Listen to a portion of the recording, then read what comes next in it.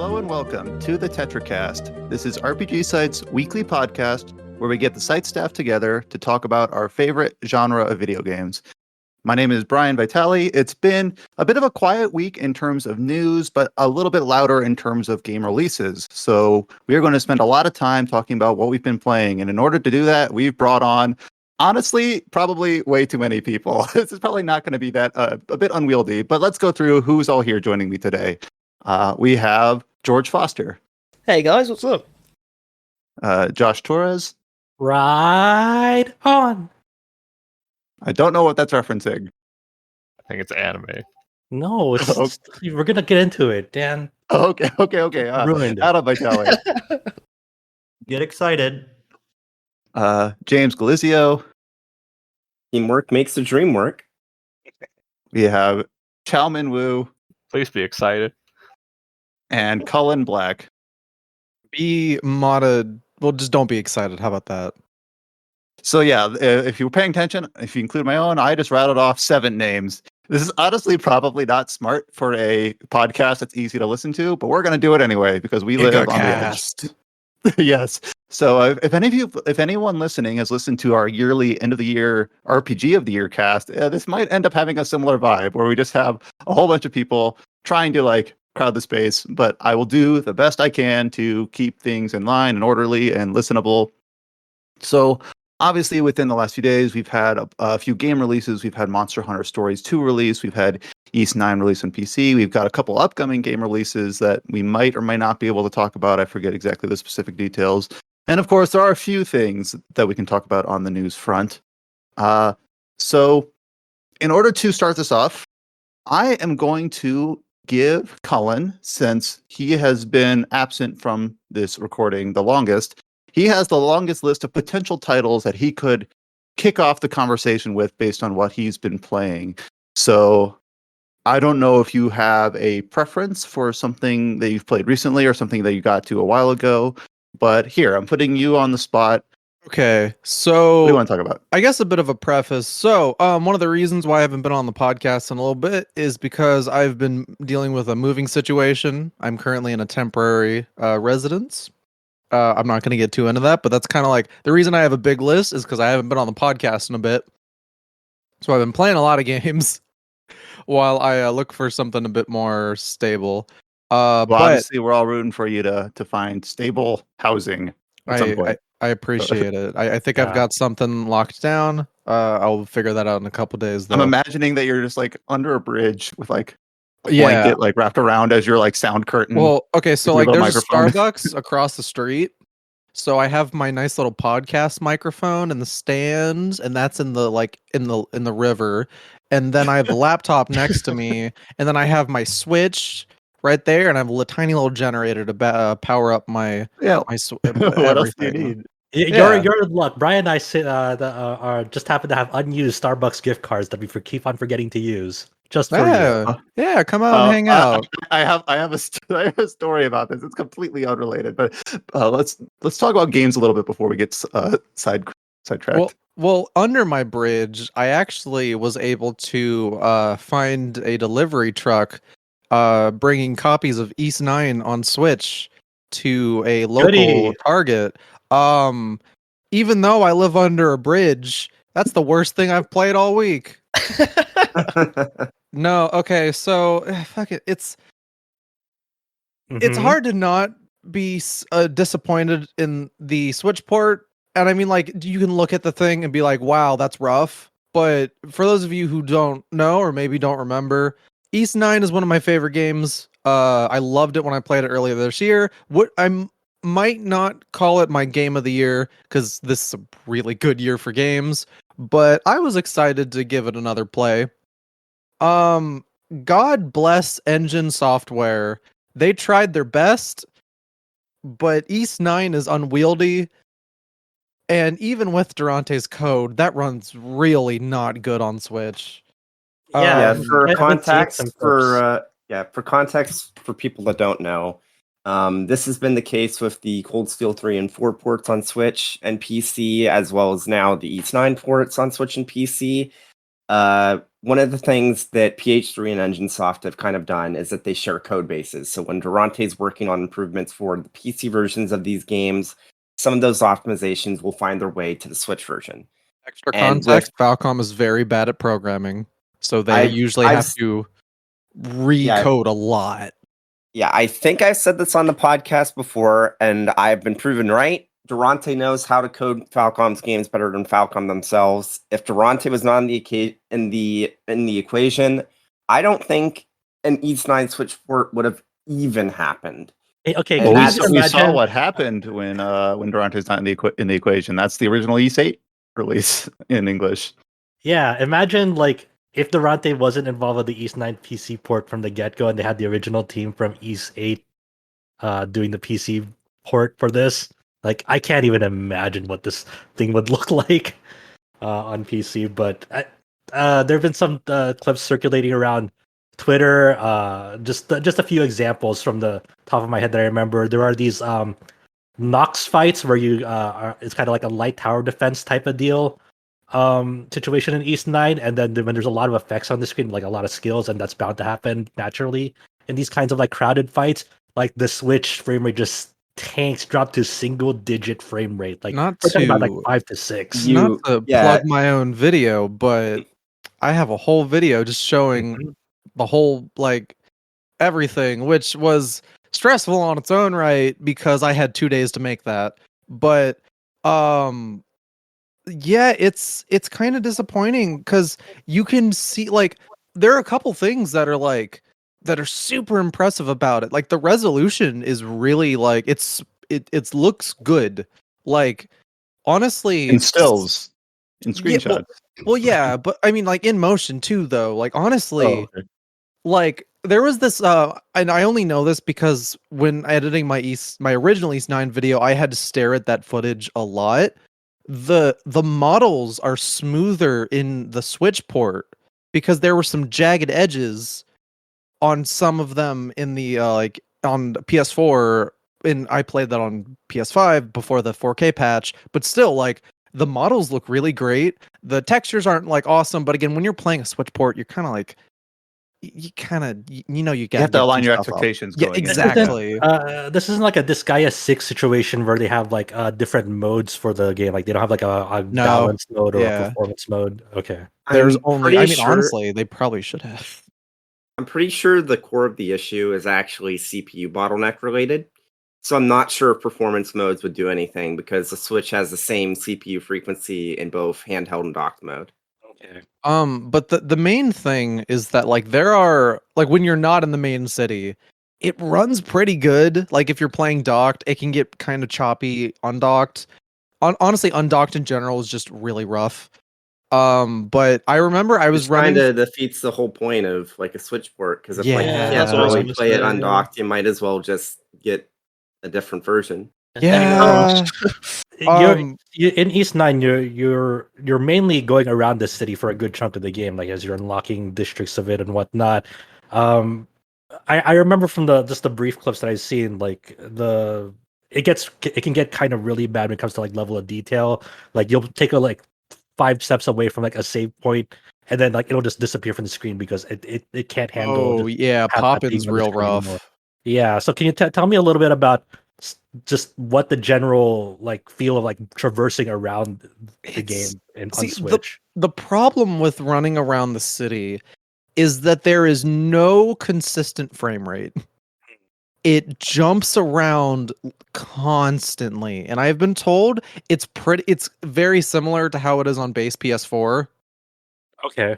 But like, and eventually, after my 9 hours of playing, I did get used to it, but that doesn't make it like That's it okay. no excuse, is it? Like getting used to something bad is kind of rough. No, yeah, like again, I get used to stuff super easily, so that's not saying like, but I remember like after being like, because when I play East 9 or just any East game, I'm going for that 100%. I'm like getting everything. So I'm in that city way more than many people probably are because I'm hunting down like all the chests, all the Azure petals, like everything. And then I'm going to main story. So I remember when I first, like, you know, when you get Doll in the party and you get to like that first big open field.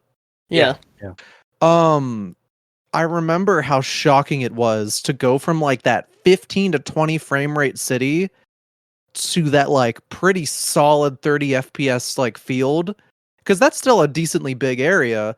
And I was like, wow, I know it's not, but this feels like 60 FPS in comparison. So that says a lot. But I think the main thing that's, I don't know what the fuck is going on right now in all of the in the embargo for the game.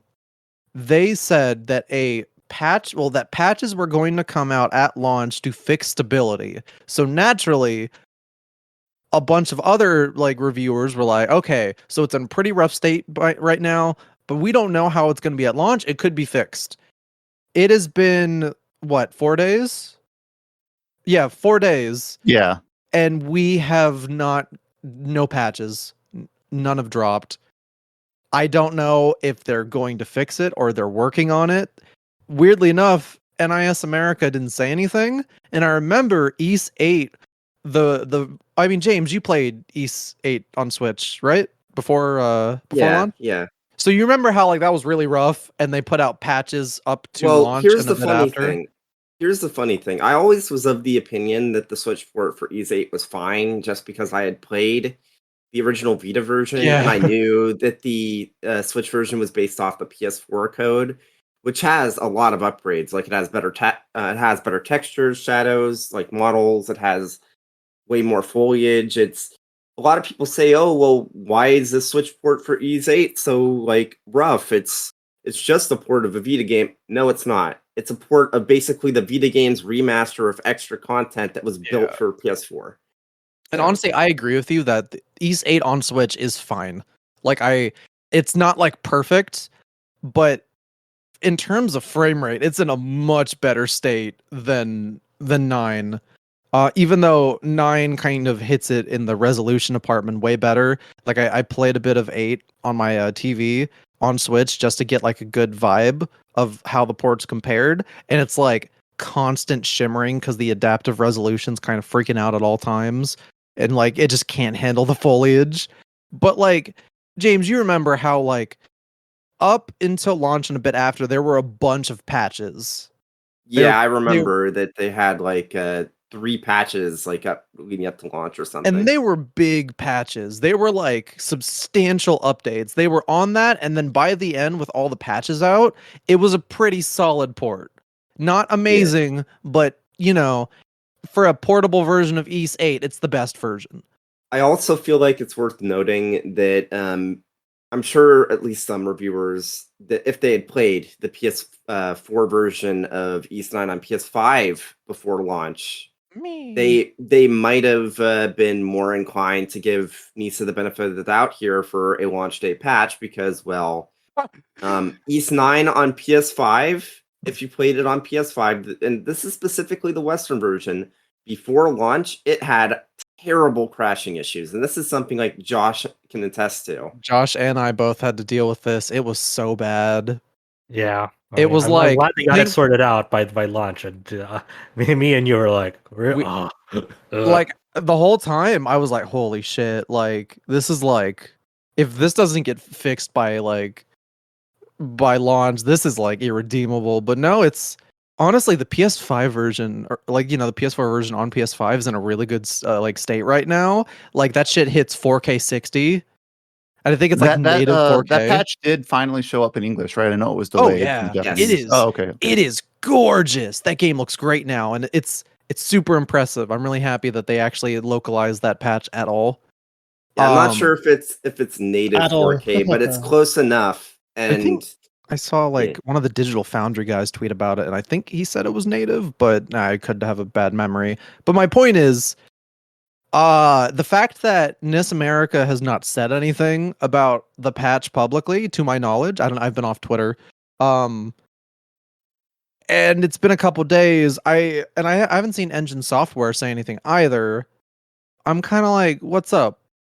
I pre-ordered the game. I have a physical copy waiting for me at a local GameStop, and I was going to buy it, but like, just to have it on my shelf because I love the game. But in this state, I'm just like, I don't want to spend money on this. It's So probably for right now, just I guess the general recommendation is like just wait and see for patches, and hopefully Yeah, it'll get like, sorted out. I feel the- like this could be a solid version of the game. Like, if they actually optimize it with those patches, I feel like it might work. I'm not guaranteeing. I can't see the future. I don't know. It's interesting because when the PC version of East 9 that came out alongside the Switch version, Durante like wrote up a blog post saying it was pretty much a big challenge to bring East 9 to PC on his end because it was like very demanding on the programming side, and then they're like Sure, just COVID like didn't help. Yeah, exactly. And obviously, for people who run weaker PCs, there are options like disable certain like effects, filters, and whatnot on East 9, like to just at least get it running on a PC, like at the expense of obviously fidelity and whatnot.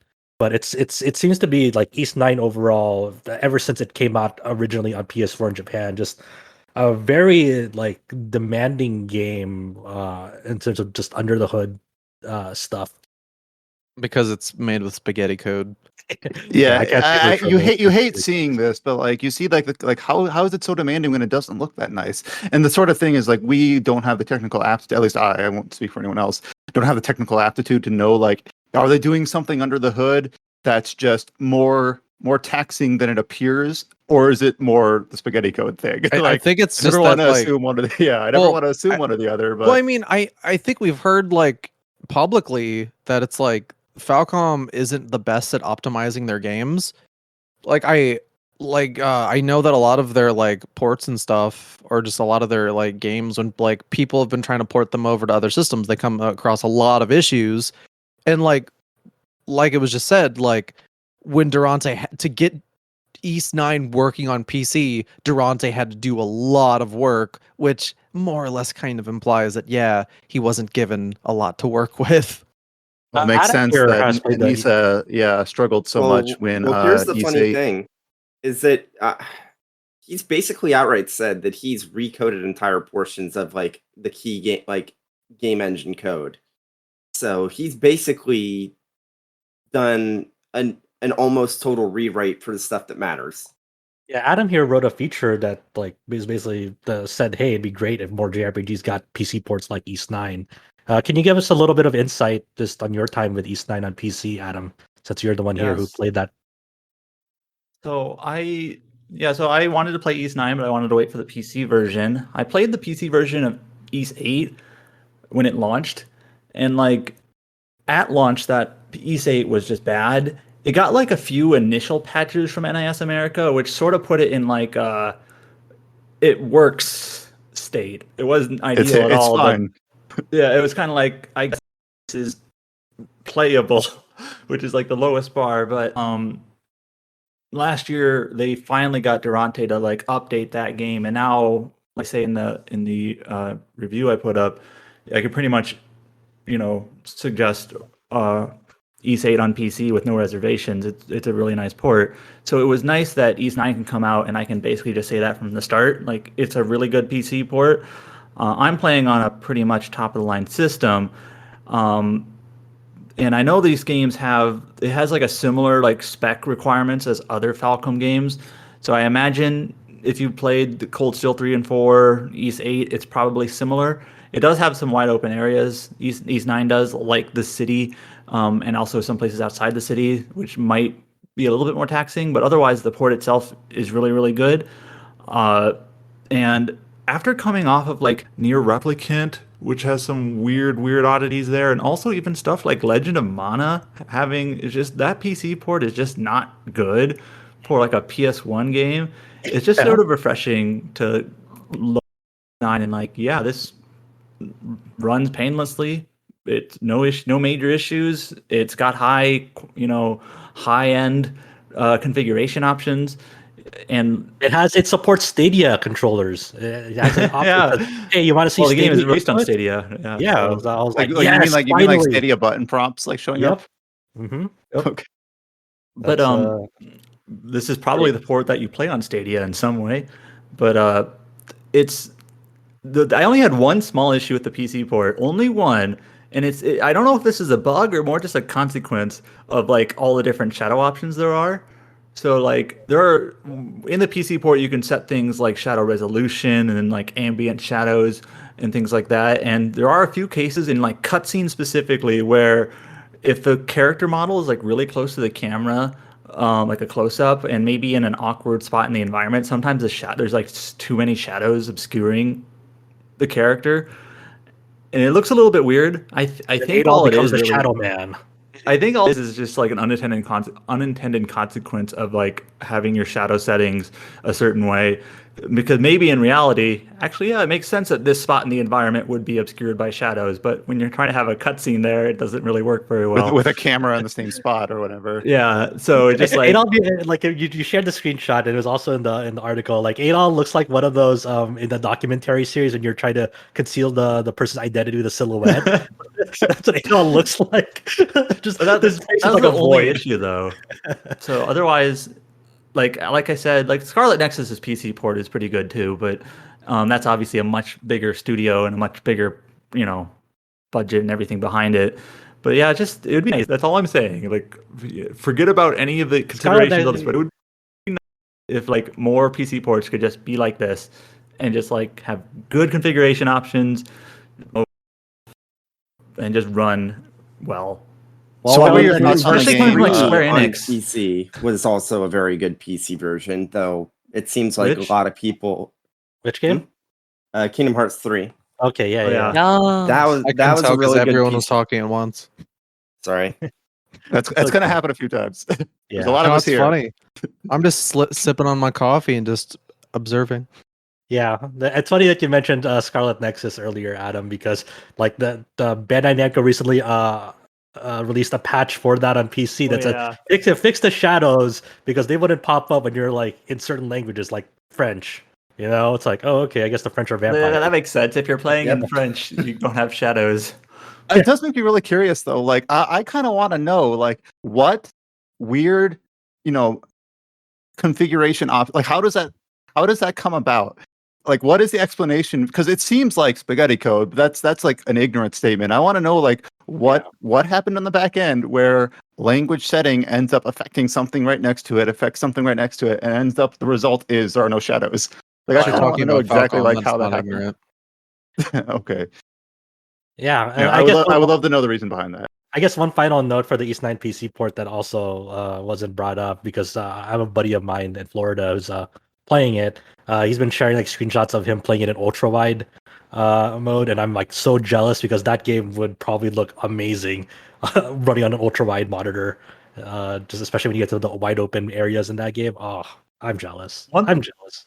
Honestly, one of the best. I don't have an ultra wide monitor because I love my multiple monitor setup. Same. One of the best options in the PC port, and I don't know if this is in the PS4 port, is you can change your field of view. So like, and if you don't like how close the camera is or how narrow your view is, you can change it, and it's just really nice that you can change it. You don't see that all too often.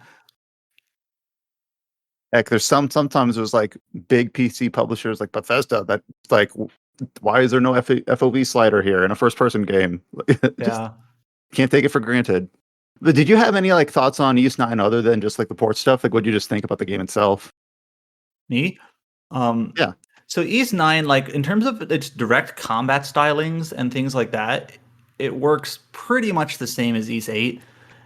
You have 6 different characters, they all play pretty differently. You have some that are more ranged, like Renegade, and some that are more like close combat, like White Cat, and so on.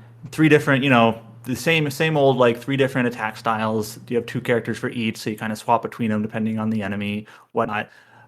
I do think I like the overall structure, like the big field picture of East 8 more than East 9 in terms of like you're exploring an uncharted island, you're unlocking different like zones in the island, you find like castaway people to enhance your home base, and they have a different like role that they slide into and whatnot.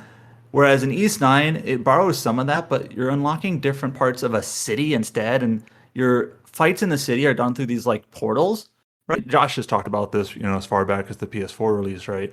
And Cullen as well. It's just not as interesting to like, oh, I'm gonna go just wait by this portal and find enemies that kind of pop out of it, and then to unlock parts of the city, you pretty much are required to like, for just a moment, grind these portals. Like, oh, I need 30 more Nox points, so I better just grind by these portals a bit to unlock the next part of the city. And it doesn't flow as well, in my opinion, as just like, oh, I got a new zone of the island to explore, and let's see where this goes. So that's like the one thing about the game I like more about East 8 is just like the larger, how things are structured. Does that make sense?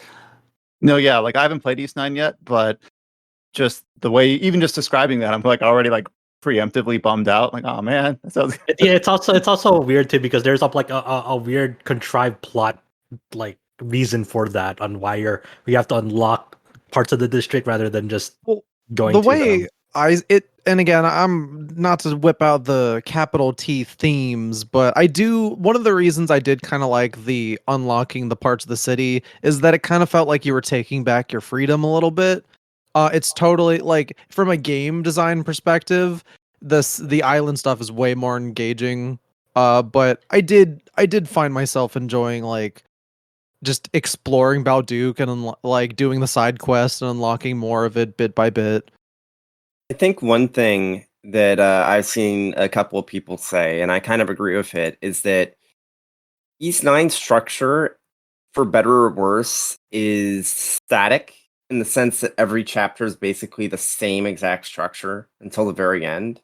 Whereas in East 8, like each chapter can be anything. Like chapter 1 is one thing, chapter 2 is longer and has like a bunch of dungeons. And then chapter 3 is basically just one big dungeon. And then chapter 4. And I think there's something to be said for having that variety because even from, not just from a systemic level, but when you know that a game is changing things up with each chapter, it kind of, you just don't know what's up ahead of you, and there's a certain surprise to it.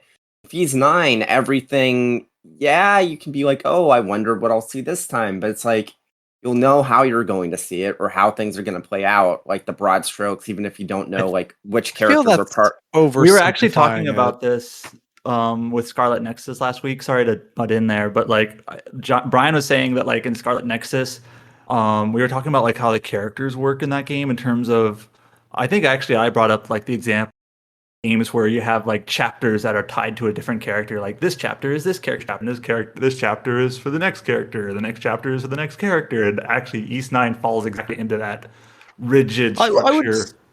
I kind of get that to a point where I'd say it's formulaic, but I'd also say that it's quite comfy as well. Like East 9 is a very comfy game, and the like fact that it's not just like this chapter's this character, but you're also figuring out more of their identity. So like, there is a hook each time. I'd argue. Like it gives you like, while there's like, if you boil it down, it's like, oh, this chapter's about this character, but like every character gets development across all the chapters. The mystery is slowly being unveiled, and like East 9 is way more character driven than 8, like in terms of your whole cast. So if you want like each of your characters to get enough screen time, you gotta like you gotta have chapters dedicated to solving their little issues, or at least taking the steps to solve those issues.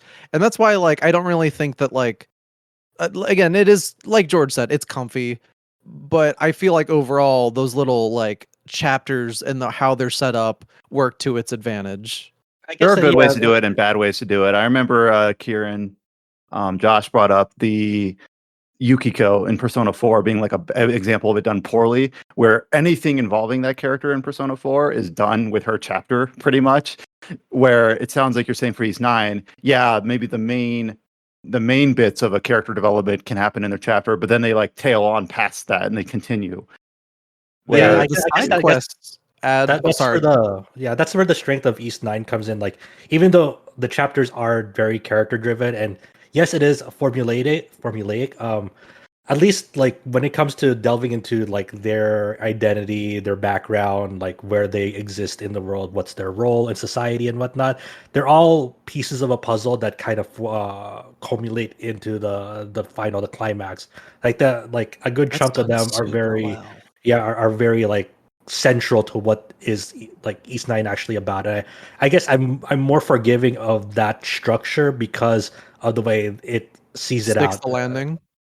Yeah. Yeah, no, totally. Like that was my biggest worry is that because I really like East 8's ending. So I was like, okay, so East 9's setting up a bunch of really interesting things, but will it stick the landing? And that last chapter is really just like tying everything up in a pretty satisfying way. And like one of the things I love the most about East 9 is that it doesn't give every character like a similar conclusion. Like it wraps up their stories based on what like their own character. Like not everybody gets like a super happy similar ending. Like Hawk, for example, is kind of like this, he's a piece of shit, but his arc is not I'm gonna become a better guy. It's like I'm just gonna be me. Like just little things like that where My I it's mean, like favorite their moment- endings don't always rhyme. Yeah. They're, My they favorite vary. My favorite moment in these 9 is near the end of the game where your entire party is like, "Oh yeah, we need to stop this," and then Renegade's like, "Actually, no, I'm fine with this." Yep. Which it makes total sense for him to say that. yeah, like the actions of all the characters make like there was never a moment which is rare for a Falcom game where I was like these characters are not acting as they should. Their character arcs were consistent the entire way, and it's like I think overall like the writing quality is pretty top notch, and it dives into a lot of like really interesting themes for Falcom. And even if it like some of the themes aren't like super like deep or anything, it's like it's executed so well that it was like it just overall like damn, it's probably still my favorite Falcom game. So yeah, I wasn't expecting to go do this weird like East 9, not quite a spoiler cast thing. We didn't spoil anything major, but I'm just looking at the list of since we have 7 people here, all with at least one game listed, just in the interest of movement. Unfortunately, we got to move on, but it was really cool to have so many people like Cullen who had played it recently and Cullen who had played it a while ago and Adam who'd only played it recently, and then George obviously who played it earlier this year, I believe. So Yeah, when it came out, I think. I am going to try to pick another game that came out recently. Obviously, for East 9, it was just the PC and Switch port, but a game that came out recently for PC and Switch, and that's all it's on, is Monster Hunter Stories 2.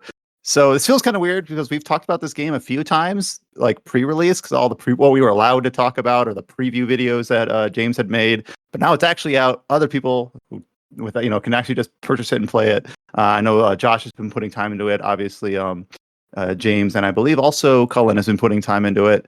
So I will hand it off over to I think Josh because he's the one who didn't have it pre-release to talk about what his experience has been with Monster Hunter Stories 2 so far. Yeah, and the reason I was saying ride on earlier, Brian, is because of this game. It has kind of a, I think it's from the first game as well. You're basically make this character, and instead of hunting monsters like in the mainline Monster Hunter games, you're kind of breeding them Pokemon style, and then you're rolling Still combat hunting as your them. rider. You're not hunting them. You're hunting them back to their dens, but you're not killing them or capturing them. You Well, do You're kill a just- lot of them.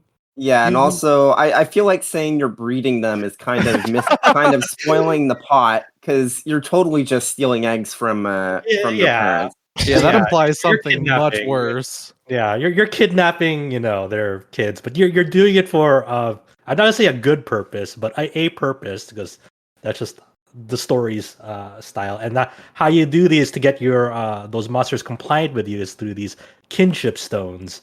And whenever you get into a big encounter in this game, you have this annoying cat from the first game. He always has to say "ride on," and then you kind of do like a Kamen Rider style pose before you get into battle and whatnot.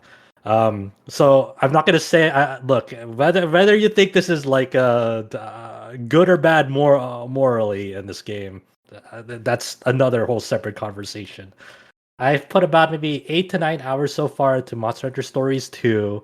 I feel like it's weird because I've put in so many hours and yet I still haven't like hatched this Rathalos that's like kind of the big story focus of this game, because through the trailers and whatnot, you're supposed to be packed bound to this Rathalos that hatches from an egg, and then supposedly this Rathalos has the wings of ruin, which is part of the title, and it'll bring about destruction. Can you pet the dog? Told me you could pet the Rathalos. Right. So I don't even have that Rathalos yet. I don't even know.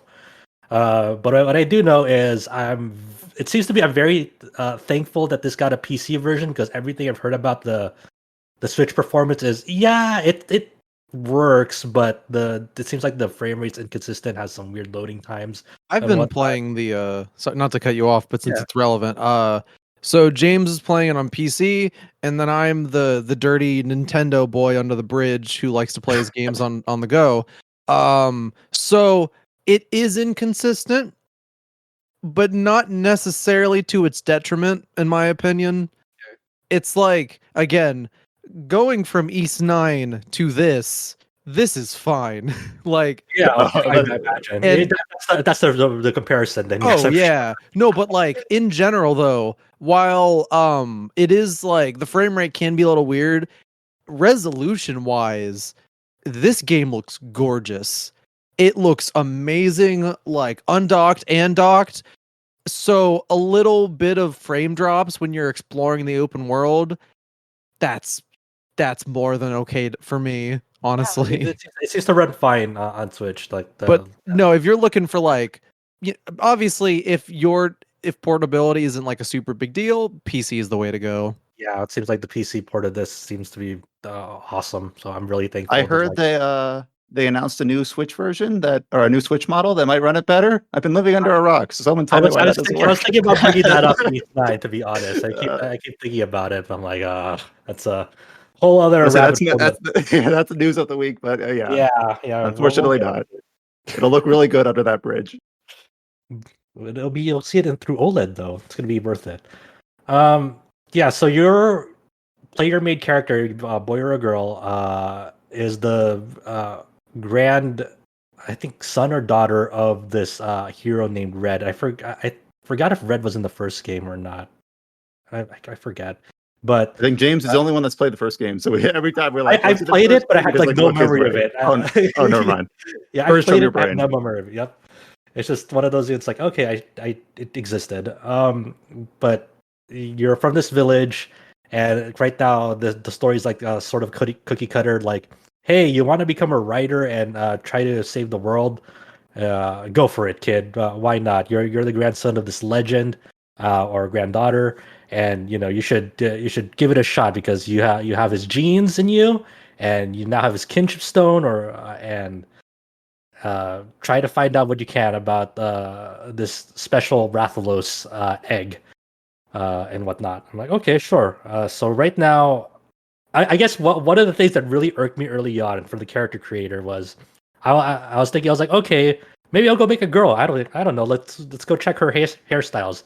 The one thing that really pissed me off was from the hairstyle menu was they separated the hime cut hairstyle, which is you see it in Japanese culture and Japanese anime, of like this certain hairstyle that I like called the hime cut or the princess cut, and then there's another hairstyle where that separates glasses. Like the glasses option is confined to a separate hairstyle. You can't have glasses anywhere else with the other hairstyles. It has to be confined to this one hairstyle.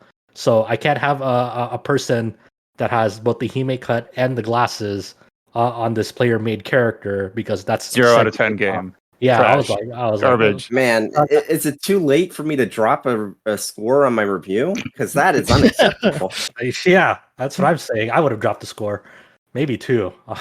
So I just made a dude with glasses, and he looks awesome. So that was my solution, because that would have irked me if I played a lady. So you would every time you saw her, you'd be like, God, I hate you. Yeah, I hate your haircut. Capcom, and Capcom's gonna be like, I bet you what Capcom's gonna do down the road. It's like, okay, you pay us $30, and then we'll offer that option. It's like, all right, Capcom, you drive a hard bargain. So the main flow of this game, once things get up and running, is you have a partner monster called a Monstie. And what you do with this Monstie is you ride them across the field, and you get into random encounters, or not random encounters, but you see the monster model out in the field, and you run into them into a turn-based battle. And during battle, I think the battle has been totally revamped from the first game. I don't remember the first game having being this intricate. I do remember. Can I Go for it. add something real quick just about for it. that? So Yeah. one of my immediate disappointments was like, okay, Capcom, we are in 2021. Let me hit the monsters on the field if you're having monsters on the field. I don't Yeah, know you why have to this run into them. this bugs the fuck out of me. Every time I see it, it is so like because like Dragon Quest 11 was like is really good at this because it's not like it does like it's not like you gain that much of a bonus for it. And honestly, if you have like let you hit monsters on the field, you don't need that big of a bonus. But it's about the player feedback. It's about like because when you can hit monsters when they're like out running around, it makes you want to get into battles because your brain starts going, oh, that's that monster. I'm gonna hit it because that'll make my brain smile. And it's just like I'm sorry, I sound like a crazy person. It is such I a enjoy this. nice feeling to see. So it was such a bummer that you just kind of have to lazily mush into monsters and get into And fights it's that like also like way. a well-worn thing. Like this has been a thing for decades. Like early Tales Exactly. games do this. Like Paper Mario 64, I think, does this with his hammer. It's just like You can- okay, yeah, you it's have just weird to to- unlearn. Like, no, you can't do Yeah, anything. Just walk into them. That's it's all you do. yeah, it's not like a game. Like it doesn't ruin the game, but it was just one of those things where it's like I Doesn't feel feel like good. yeah, I feel because like you have weapons already.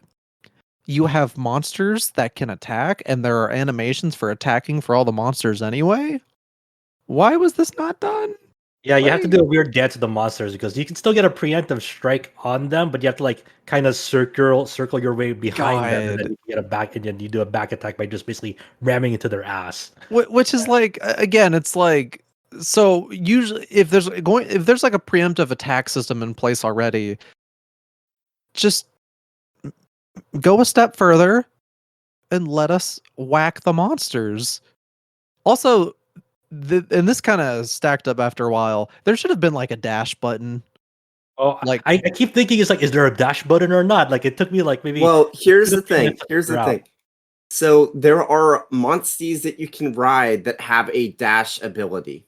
Counterpoint villages. It is Yeah, so slow to get through villages. I was trying to find the dash button through like the first village that you're running around in, and like you're doing this run, but it's not like fast enough even because like the structure of the first village is at a certain point you'll be able to like take side quests from people and accept them. So when you accept them, and after you fulfill those side quests, you have to run back to the person to cash it in. Unfortunately, one of the side quest givers is like the village chief, and he's like all the way up on this like hill at the very north end of the village, and you're like, well, I have to like turn this in and I have to go run all the way there, but there's no like faster way to get there, so you're kind of doing your casual run to him all the way up this hill and whatnot. It's like, come on. So it's kind of a little like Just those okay. little things. You know, it's a great game, but like there are a couple little things that was like, I feel like this could, and especially because like it's not like dashing and hitting monsters wasn't a Monster Hunter thing already. Right. New series features. Yeah, it's like you figure that would be one of the first things to come when you're adapting like the Monster Hunter formula, especially because so many other parts get it so well. But no, continue by battles. There's just some minor gripes. So the battle system is it's gonna sound weird and complex, even though it's really not. So going into battle, you can have upwards to 3 weapons on you. You can have one slash type, which is either a great sword or a sword and shield. You can have a blunt type weapon, which is either a hammer or a hunting horn, and a pierce type weapon, which is either gun lance or bow.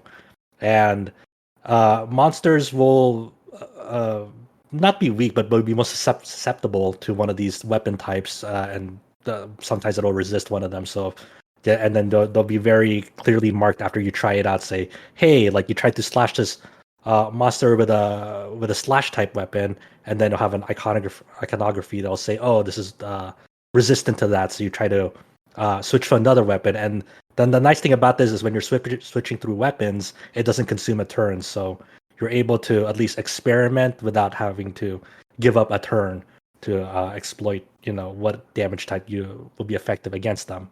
As your when you attack, you have 3 attack options. You have technical, speed, and power, and these are all color coded: power to red, technical to green, and speed to blue. And this is another system that is kind of like a rock paper scissors type deal, because when monsters attack, they'll also either attack through one of those types, or they'll have like a neutral attack. No, not attack type, but they'll cast like a buff or debuff on you, and that's kind of a more neutral. There are also attacks that are neutral types. Okay. I wasn't sure if I've seen a neutral type attack yet. Maybe I have. And you haven't really gotten to it yet, or well, you kind of did, because you're in the second region now, right? Yeah. Okay, so when you fought the Anjanath, which is the boss of the first area, which it's in the demo, it's not really a spoiler, but like people have gotten to it, obviously. There's a moment where you have to like break its snout in order to prevent it from doing a powerful attack or to weaken it. And that powerful attack is it doesn't have a specific attribute to it, like it's not power, technical, or speed. The reason for that is that you specifically can't cancel that attack out if you and your Monstie both use the right type of attack that would have been able to cancel it out if it had an attribute. Right. So the main thing that these attributes do is it's twofold. Obviously, when you attack a monster that's attacking you, it'll usually use one of these attribute types, and if you use an attribute type that beats it, say a monster is about to attack me with a power attack, and I use a speed attack, we'll do a head-to-head face-off, like split screen, and then since I'm using the correct one to beat it, I'll win out that head-to-head and do more damage to it, and it'll do less damage to me. And as we're kind of exchanging attacks, I'll build up this kinship meter with my Monstie. I'm like thinking monster or Monstie. And the weird thing is about this battle is you only are choosing actions for your player character only. There can be upwards to 4 party members, and your other party members are your Monstie, which it'll do attacks on its own, but you can spend some of that kinship meter if you want to do a specific attack instead. And then your other 2 party members throughout the story are kind of like NPCs that have their own Monstie as well. So in the first region, you have Kana, your teacher, and her Monstie, and then they kind of do their own thing. So you're only it's really worth noting that later on you do eventually get some party members that are hunters, so they don't have a monster with them and they have their own quirks. okay. You're not always going to have another like a rider group with you. Sometimes it'll be a hunter. Yeah, Got it. So as you're kind of exchanging attacks with one another, and then you're either losing or winning head-to-heads, your kinship meter will fill up, and then once this kinship meter fills up, you can ride the monster, your Monstie. And what this will do is, obviously, you board your Monstie, and then you'll recover health. You'll recover some health for your Monstie, and you can continue attacking while you're on the monster, and you'll have like you'll dish out more damage while you're riding them. And then you can also do like this special kinship attack that you can actually build up. It has like 3 levels to it, and the higher the level, the bigger the payoff and whatnot. And if you have another rider with you in your party, they can do the same with their monster and ride them, and then you can do like a double kinship attack if they decide that on their upcoming turn they're going to do a kinship attack. And then there's other systems that revolve around this kinship meter. You don't have to just spend it to ride monsters.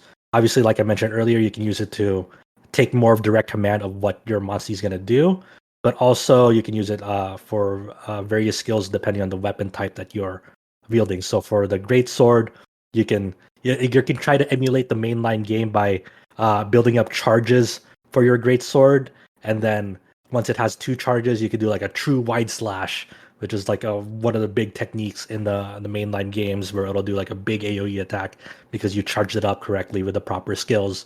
Or if you have the hunting horn, you can spend that kinship meter to apply buffs for your party and whatnot. And then with like the bow, an example would be, it has, just like in the main games where coating is important for your arrows, like either poison coating or sleep coating or different elemental arrow types. You can spend some of your kinship meter to like maybe try to fire a sleep arrow on it and try to put the monster to sleep. So that's kind of the bread and butter of the Monster Hunter Stories 2 battle system. For bigger fights, just like in the main games, body parts are important to manage. So there'll be times where you're going up against a monster and you can hit like either its head or its tail. And then say if you're going against Puke Puke, which is one of a popular monster in the Monster Hunter series, where Best monster. it kind of looks like a chameleon with a tail that has like lots of venomous poison in it. And then in how that translates to Monster Hunter Stories 2 is, hey, instead of attacking it head on its head, try to take out the tail first, because you don't want it to keep on poisoning your party and taking a lot of damage. So it's usually a good idea to just focus on the tail first to cut off that ability, similar to how you would do it in the mainline games. Obviously, in the mainline games, you want to try to cut off the tail for the parts as well, and that's kind of your reward bonus in this game. As battles wrap up, you'll kind of get a ranking of like, hey, did you do like cool actions? Did you ride your monster? Did you use a skill? And you're kind of given a grade after each encounter, and depending on that grade, you'll get like more materials out of the monster that you just fought. And then this is a pretty cool dynamic. As it gets more fleshed out, I wonder if there are more systems to uncover in that. A really interesting thing that I recently ran into is if you go back to like an earlier area, say for a side quest, and you get into a random encounter with a much weaker monster, there's actually just like a button, like if you just press ZL and ZR, you can just end the battle immediately in one turn. You'll kill the weaker monsters just in one turn immediately. Because you say, hey, you're way over leveled for this. You don't have to go, you don't have to play this battle because you're already so over leveled. So it's like, okay, great. So it's just one of those like nice quality of life things. Like you don't have to play out the battle for that. Another nice quality of life thing is normally like battles are, don't take that long, but the animations for what you're doing it can be like, can get on the longer side as you're doing them again and again. So there's a option to speed up the battle up to 3 times its normal speed, so you can go like fast forward as the battles progress and whatnot. So that's cool. And I bet it's the normal thing whenever these more recent JRPGs or turn-based RPGs have those fast forward options, that you end up getting used to that speed, and then you like go back to the normal speed and you're like, Jesus, now everything's in molasses. Like, how did anyone ever play at this original speed? At least I always have that problem when I turned on turbo mode like from the very first encounter. I'm like, okay. Right. One of the things I didn't touch upon, I almost forgot, was as you're fighting monsters with your Monstie, if you both choose like the unattribute and attacking the same monster that it's weak against, you'll do a thing called a double attack. And that's like an additional like attack on top of your normal attacks, where you both attack together, kind of like balls of light. You kind of have like that Dragon Ball aura around you guys as you both like collide into the monster for it. And what this does is you basically get a free attack in without no counter attack on that. So it's a nice bonus. It also fills up the kinship meter a good chunk as well. And if you're doing particularly well in an encounter, sometimes there'll be like these QTE sequences where your Monstie and the monster, enemy monster, face off, and you have to like tap or like X or something to kind of just get an additional attack in and fill up your kinship meter. So that's kind of the extent of where I'm at in terms of combat. That's my understanding of it so far. Obviously, it may evolve as the game progresses. I'm still very early on. It's just a fun, really chill, relaxing RPG.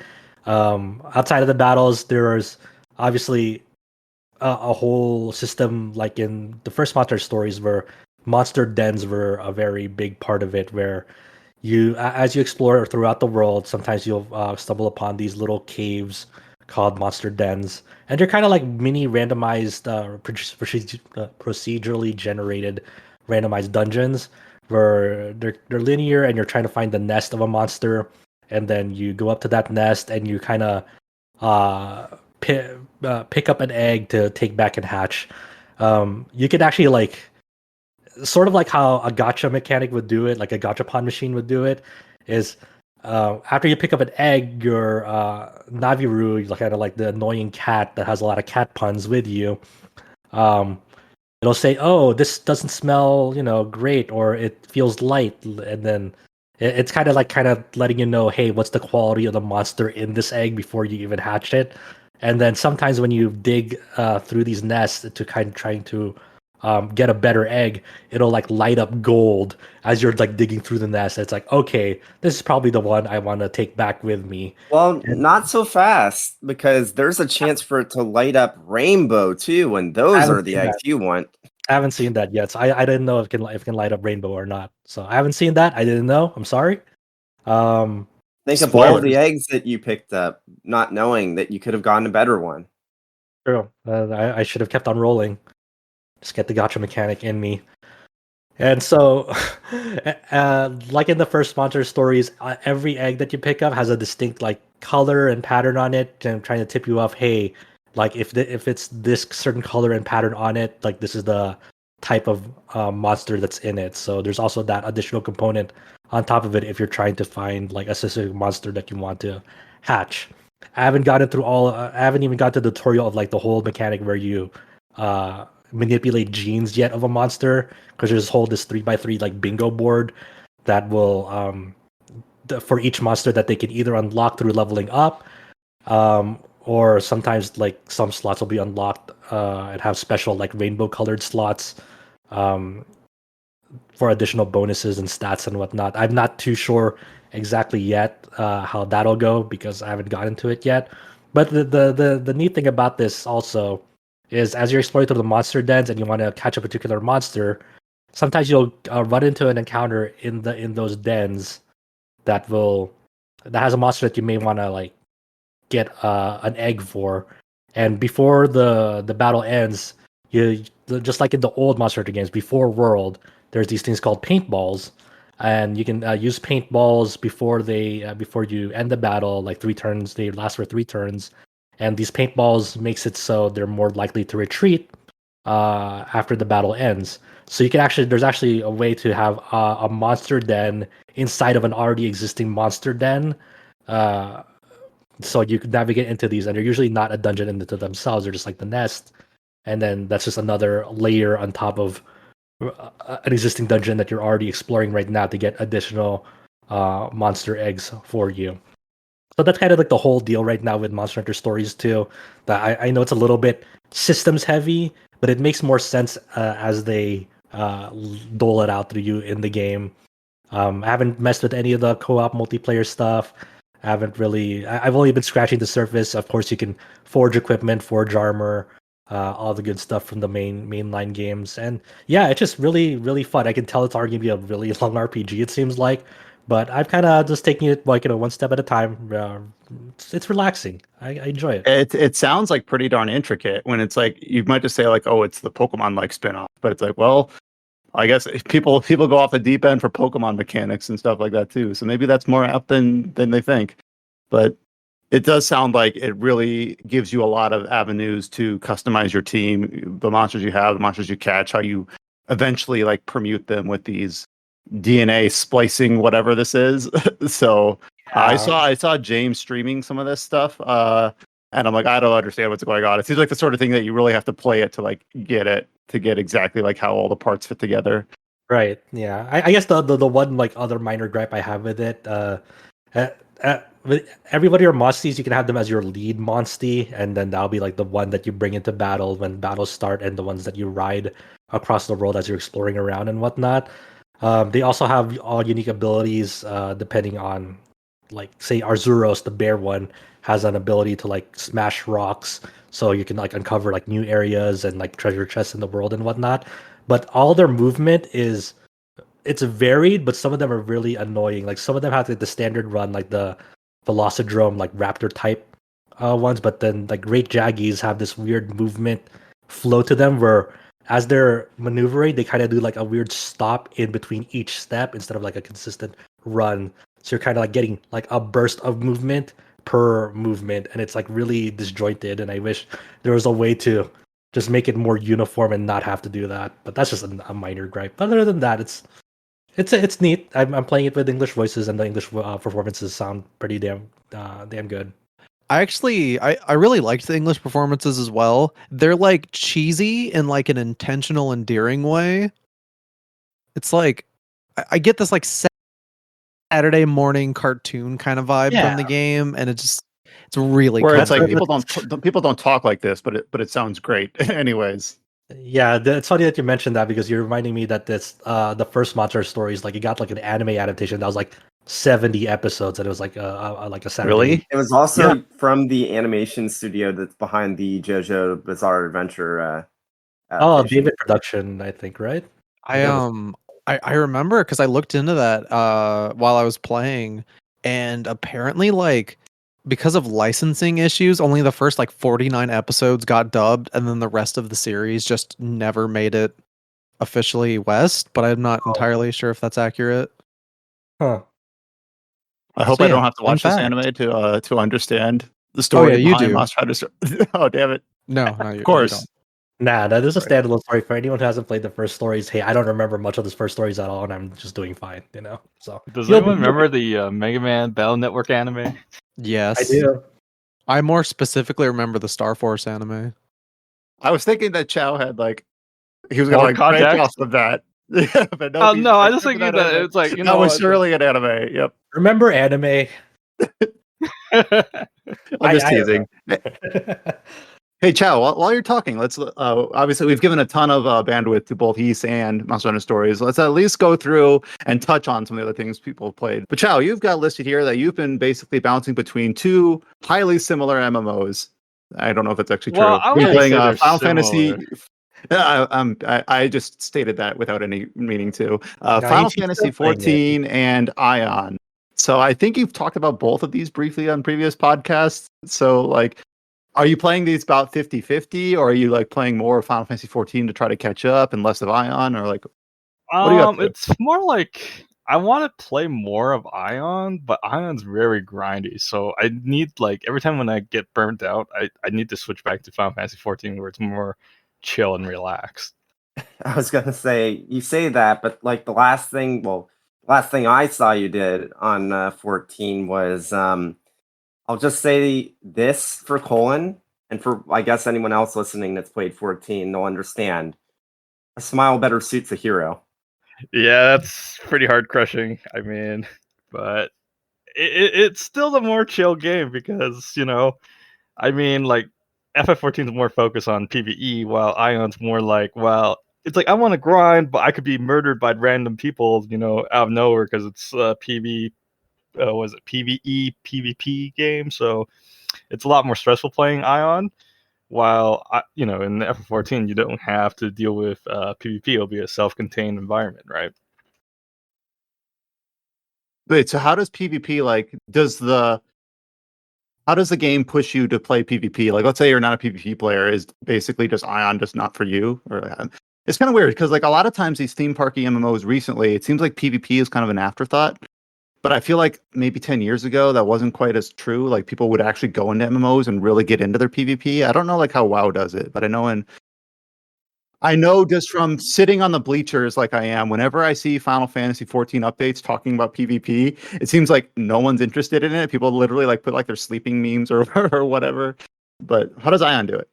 Ion does it like this. You basically are separated, like, because there's two factions, right? But they have their own zones, and in order to get to their zones, you have to take a portal to fight in their zones. But there is also a zone that you can access to. It's called the Rishanta or the Abyss, and once you go in there, all bets are off. It's like if you go in there, it's like enemies can find you, you can find enemies, and it's just becomes like a whole murder zone, right? But So it's not like structured PvP battles. It's like open world. yeah, Like player. if you see an player enemy dueling, whatever you if call you see like an enemy grindy there, you can just attack them and kill Damn. them, right? It's like there's I kind of rules. feel like developers these days are too scared to do that because it's too inconvenient. It's also too something like that. toxic for certain players. Yeah, that too. Because, like I got killed by like assassin, but I'm just trying to farm some material, and the first thing it does is taunt me after it kills me from ambushing me. It's like you didn't even like did anything. I was almost dead from a mob, and you just stabbed me right behind when I'm trying to gather some items, right? Like I do know that originally when Amazon was pushing New World, back when it was like originally unveiled, that was something that they were talking about, that they would have that sort of focus. But I guess they've shifted gears so many times that people really don't know. Well, I guess people who are currently playing the alpha under a non-disclosure agreement might have a better idea, but whether or not they'll go through with that when they actually release the game. Because again, it seems like modern MMOs try to shy away from that. But yeah, like it's a different kind of setting, so I don't think a lot of games want to push that too hard because I don't know. I guess as time went on, people find that it divides the community too much as time goes on, and you'd be losing half your community. Right. But yeah, are you currently playing Aion or Aion Classic? Classic. I would never touch retail. They screwed up retail so bad that there's like it's like a wasteland if you go to retail. There's probably like 200 to 300 people logging in each day. Oh, so retail probably has like fewer players. And they're all just like no lifers. More like whales. They probably have like flexed so much money on their gear that they just don't want to log off anymore, So truly just pay to win. Yeah, it's pay to win. They screwed up so hard in one of the patches and they just like, whatever, we'll just keep going. And I think what happened was at one point, was it they were taken over by Nexon or Nexon, however you say it. And they totally switched some of the gearing progression and screwed up the pay to win completely. Like back then, it wasn't like you could pay to win, but you won't jump up in progress too much. But eventually, it got to a point where if you don't spend money, you're basically screwed. So in Final Fantasy XIV, like how far are you now? So obviously, you're based on the if you know that, I think I'm almost Gamescape earlier. You're nearly done with Heaven's Ward. I think I'm almost done the base Heaven's Ward. I'm trying to penetrate this barrier to this magical city somewhere. I think if someone heard that, they probably know exactly where I am. I think I have an idea where you are. I hope you're really looking forward to Stormblood. Are you playing on the free trial, or you actually have a sub? I bought the entire game before. What happened was when I played the game at launch, I wasn't really feeling it because I missed my equipment in Aion, so I leveled up to like level 30 and I just quit. But I figured, I subbed the game for like a year before, right? I like how you're like bouncing through these where like if you just don't feel one day, you just bounce to the other. And you just go back and forth. So are you planning on going directly into Stormblood, do you think? Or are you planning on taking a break? I wouldn't stop playing FF14 until I reach the end of Shadowbringers. So you're in for the long haul. I'm pretty interested now. It's like Heaven's Word's what does it, yeah. Like all of a sudden when you get to Heaven's Word, all of a sudden, it's like the stakes are higher, the story got a lot more interesting, and now you actually care characters about are gone. Yeah, you actually care about the characters now. Like in Realms Reborn, everyone just kind of talk like they're in a spreadsheet. They're like, "Oh yeah, you just gotta do this for me and do this for me, and that's it, right?" But now you actually know about these characters and you care what they do, right? Because I've been going through 14 as well. I just haven't had time in the last couple of weeks to play more. I'm like right about to get to Shadowbringers. I finished base Stormblood, and then I just spent like a month just grinding Dark Knight and then just doing raids and just side content, which is really weird because I usually play 14 for just the story, but just kind of goes to show just how good the post Stormblood patch quest are and all that content is. It's really, really fun. It's hard to keep playing Final Fantasy 14 while living under a bridge. It just is. Yeah. No, I think Square Enix still has my card though, so they're still charging away, which is a little damn. annoying. But And you should unsub and use the free trial. They're giving free 2-week playtime for the next. I think it's tomorrow. I think. are they actually doing that? Yeah, Brian, it's a good time to show it. You could get the full game in 2 weeks, but you could also get the free trial. But yeah, And we'll be talking more about Final Fantasy 14 later because obviously they just had another the letter from the 14-hour producers stream. a 14-hour stream within which, or at the end of which, I forget. They had another letter from the producer live leading up to obviously Endwalker this holiday season. So you've got a deadline, Chao. That's when you got to be caught up. So Yeah, well, I kind of did I a have little the same setback. I deadline, leveled don't worry. a healer recently when I got to Heavensward because there's a drop class that you don't have to start all the way from the beginning in order to catch up, right? You just start right at level 30, right? So I got the Astrologian or whatever. Yeah, I unlocked that class and leveled it to like 54. I mean, playing a healer, it totally spoiled me in the queue times, Like you just instantly pop, right? Well, if Endwalker has a new healer, maybe not.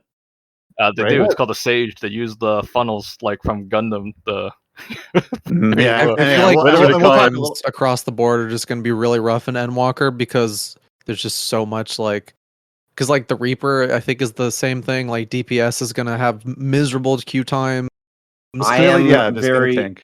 Yep, that is the whole reason why I leveled Paladin to level 80 and got the gear ready for it, because I figured, well, I'll just be a Paladin main, and that'll be the best option. I'm going And to for probably level up my Gunbreaker to level 90 for Endwalker and then just kind of go from there.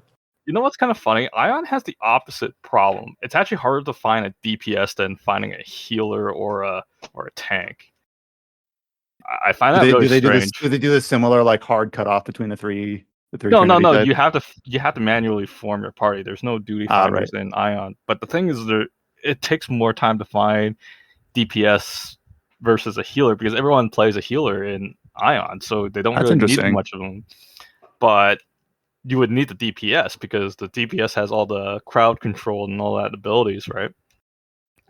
So it's like either way, it's like you need a really balanced lineup in Aion, and I think because of that, it's like, well, I don't think you're oversaturated with too many DPS with these long queue times trying to find parties, right? It would be interesting. Like, not this isn't the right format for it, but like figure out like based on the strengths of each class or how each game's designed, like what people naturally gravitate for in terms of forming a party. But obviously that would require a ton of investigation.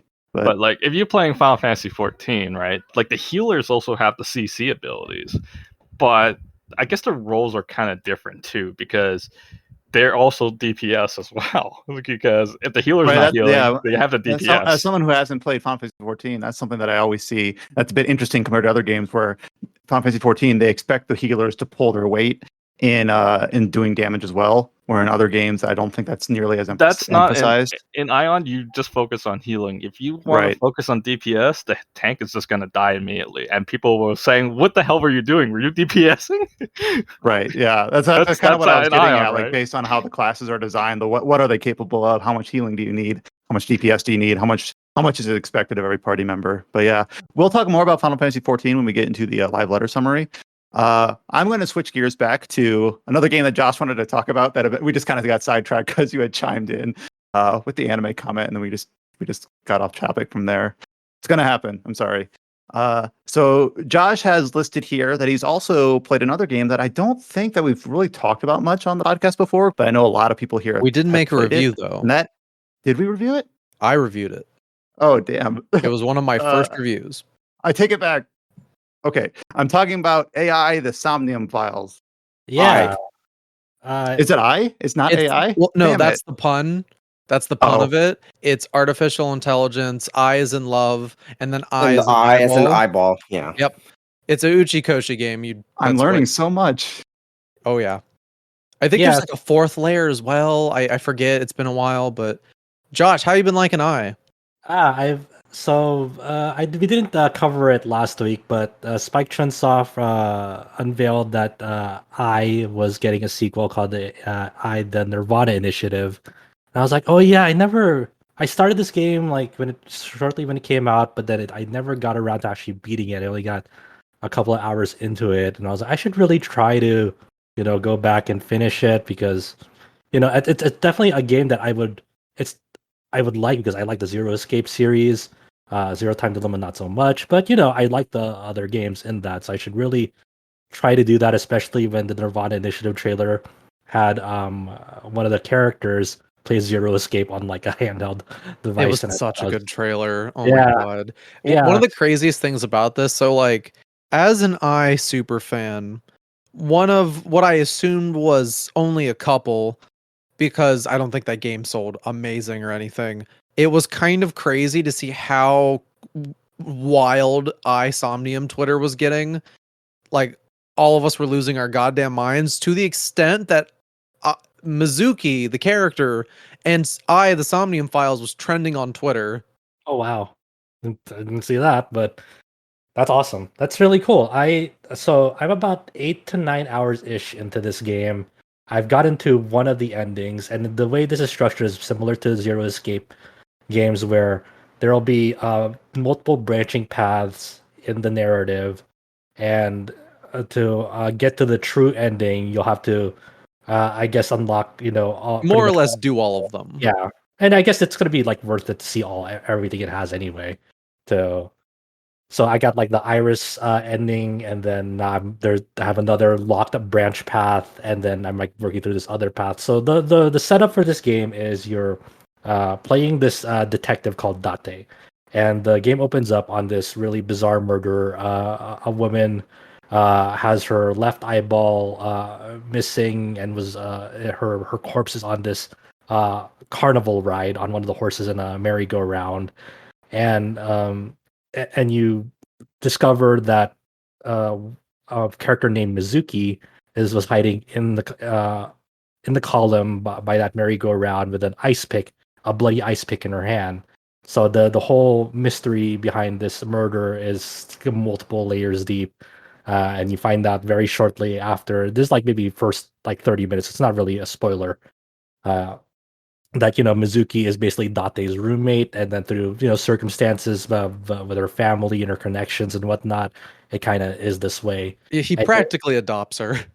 Yeah, so it's a very oddly charming story I find so far. I really like the characters and the whole cast that you meet along the way. Family unit can be an adopted daughter and her really, really dumb adoptive father. Yeah. So the special thing about Date is that he one of his eyeballs is actually kind of like a super AI device that kind of is it acts on its own. Her name is Iba. Yeah, her name is Iba, and Which one of the coolest things is that pun. But the Somnium Files 2 limited edition has a good smile PVC of her, which is like, how did you guys? Oh, Uchikoshi, how did you trick Spike Chunsoft into giving you money again? Well, I mean, as I was talking about on Twitter, like once it got revealed, because I think everyone was under the impression that I just did not do well. Because like based off the console sales for Japan, it didn't seem like it did great, and obviously, like any more niche title, you're not going to have. It goes on sale like every week for dirt. But one thing I did check was on Steam. The game has over 3,000 reviews, which generally the shorthand is that if a game has, if you times the number of reviews on Steam by like 50, generally that's a rough estimate for how many copies have been sold. So that would imply that I has sold on PC around or above 100,000 copies. Again, that's not an actual number. I mean, we don't know for sure, but and you got to remember sales as well, though, because it was pretty early on when the game started to drop in price. Yeah, still that's pretty good. That's something. So, but continue, Josh. Yeah. So the cool thing about the Date and Iba They have they have a lot of great banter. That's kind of like a big part of the game is just banter with other characters and the chemistry between Date and his AI eyeball partner that can come out of his eye. Their banter is great. Everyone's very very kind of straightforward and honest with each other in a really direct way. It's great. It's just really funny. One of the reason why the banter is so good is that in games like Zero Escape, it really would just like come out of left field. But I sets its tone in such a way right away so that you really like it.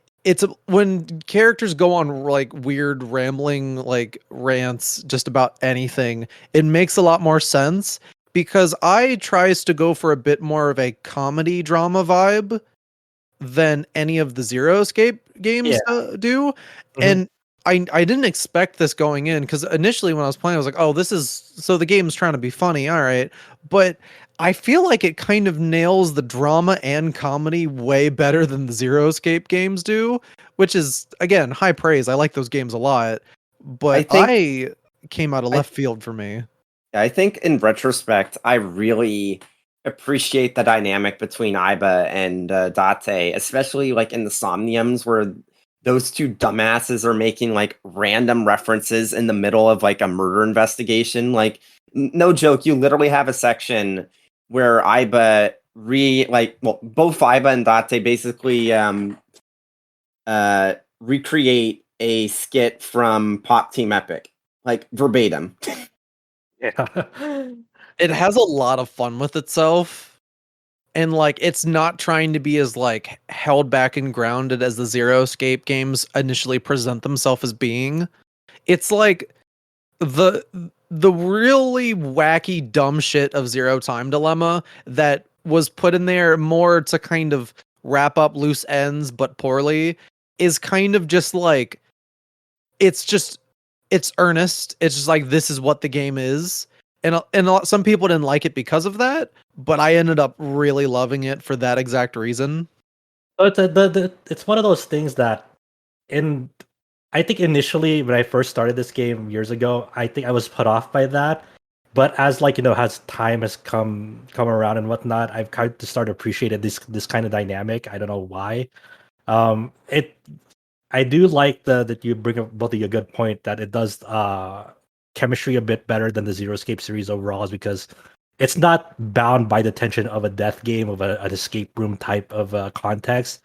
You're a bit more free, a bit more open. Yes, you are a detective. Yes, it's a serious case, but you're not like under a clock, under a mastermind type of deal. You're not trapped. You're still able to get from place to place to find out where you need to go, and it's kind of like you're every step of the way, like during a multi-day investigation, not every single second of the day has to be like, oh, you have to be super serious about it. Oh yeah. Yeah. It makes it like I've always kind of said this, but like, so if you want people to care about characters and you really want heavy hitting moments to hit, you need levity in there. You need to be able to like the characters. So those goofy moments, those little messing arounds, like one of the things that's so good about Date is that he knows when to be serious. Like, he knows when to not make dumb jokes. He knows when to take his job seriously, and those lead to some of like the most heavy hitting moments in the whole game.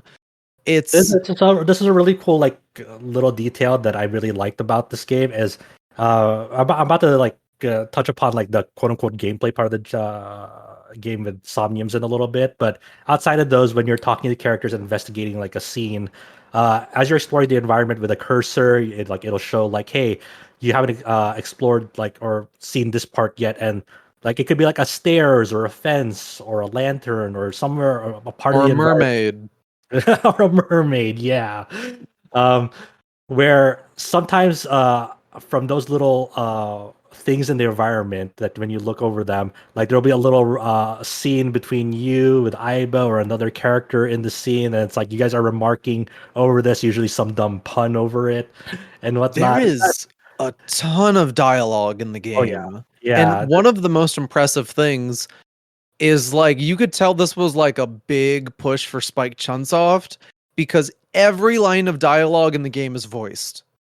Like Yeah, All of it. almost I'm sure I know the answer. Are you playing in English or Japanese? English. Oh, okay, wow. So I'm about yeah, to say like I know the the answer too, but nope. the dub's really good. I really like the dub a lot. I think It is. it's one of those weird things where like it just feels right for the game.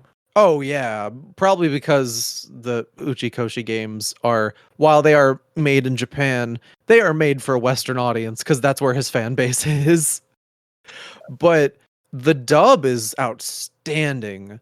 Like so much so that some of my friends who have played in Japanese, I'm like, yeah, you're totally valid. Do a playthrough with the dub at some point. I need to do a Japanese voice playthrough so I don't come off as a hypocrite. But just like the talent of voice actors on display for that game is so great. And honestly, a lot of those voice actors were like when they were working on they were smaller names, but now they're in like way bigger roles. Zach Aguilar kind of really took off after this. Karina Boetker, they're now like I don't play Genshin. Who's the little assistant character? Paimon? Yeah, Paimon. They do Paimon now. Like, it's just such a really cool cast. And it's like, oh, they I'm kind of I don't, because the Zero Escape games are localized by Axis and they did a good job with those, but like the new team they got for for the localization of they were firing on all cylinders constantly. It's so impressive. Yeah, so as you're exploring about the environment and getting these little dialogues, and some of them like that's kind of the cool thing about the game. A good chunk of the game for me is like just even though it kind of gets repetitive, I'm like, well, like, you're going to the scene and then you've been through this environment before, but there's like, like there are things that you already looked at, but they'll have different things to say about these same things. I like those little exchanges, even though it is a bit repetitive in nature. Of like having to go back into those scenes and whatnot. What I do appreciate is that as you're going through the story and it becomes like more serious, there are stakes are getting elevated. Things happen throughout the story as more and more characters get involved. If it's like a serious scene, it's earnest about it. They You can still look at these environments, but they won't have anything to say because it's not the appropriate time for it. And I'm glad that they recognize That's that a good point. Yeah. there's like an emotional tension there that they don't want to be lost. So I really appreciate that.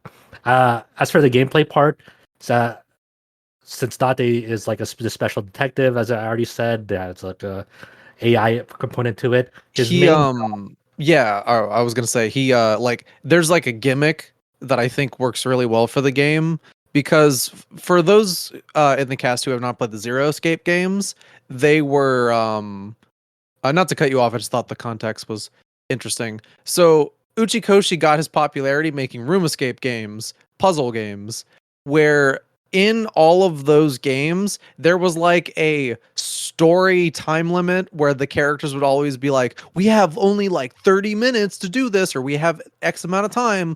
But you, the player, never had that. You just like, there was no time limit on anything you would really do in the Zero Escape games. But the Somnium Files mixes up the puzzles in a pretty significant way, and in my opinion, in a way that kind of adds to the tension. Yeah, so the like one of the very few times that that Zero Escape ever did it was like the final thing in 999, and that's still like at least for the DS version, still like one of my favorite moments in games. Like that's still a masterpiece for me. But other than that, you're correct that like even though it says, hey, you have this time limit, you kind of have a lot of time to think about it. It doesn't really ruin the tension per se, but it just, in the context of things, you're just like kind of meandering over this math puzzle, and then you're like, Yeah. kinda, like 45 then, minutes, or you're trying to decipher this alien language. It's like, all right, cool. And then afterwards, it cuts to the character who's like, "Oh my god, we barely did that," when you were spending like 2 hours on a puzzle. And it's not, again, suspension of disbelief, but doesn't really give you that opportunity, and Yeah. that's a good thing in my opinion. So sometimes you'll have these sequences where, let's say very early on, Mizuki was so traumatized by what happened, what she witnessed with his murder and whatnot, that she became temporarily mute. And then you're trying to find a way, hey, how do we get Mizuki to kind of open us up again, getting her speech back and whatnot. So you took her up to this machine called the Sync machine, which is spelled PSYNC. And so you dive into her dreams, essentially her mind, and you have these things called mental locks that you have to solve along the way, and they're kind of like pieces to an overall puzzle, and these mental locks are checkpoints, service checkpoints, and whatnot. And then the in-game narrative justification for anything that happens is, hey, we have the state of the art technology, but the conceit is you only have 6 minutes to solve this entire puzzle. And while you're in the puzzle, if you're staying still, time will move very slowly. It's like 1 millisecond per second, I guess.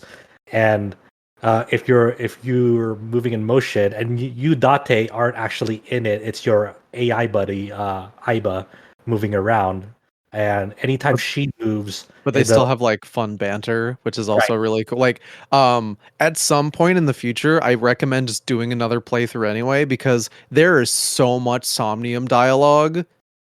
There is so much there that I like people would like tell me about. And I was like, I beat this game and I thought I did everything. What is this? And the Somnium sections are funny as hell. They are so like they can be really serious when they need to be, of course, but Date and Aiba goof off and they have like dumb little banter between each other, and it's really endearing.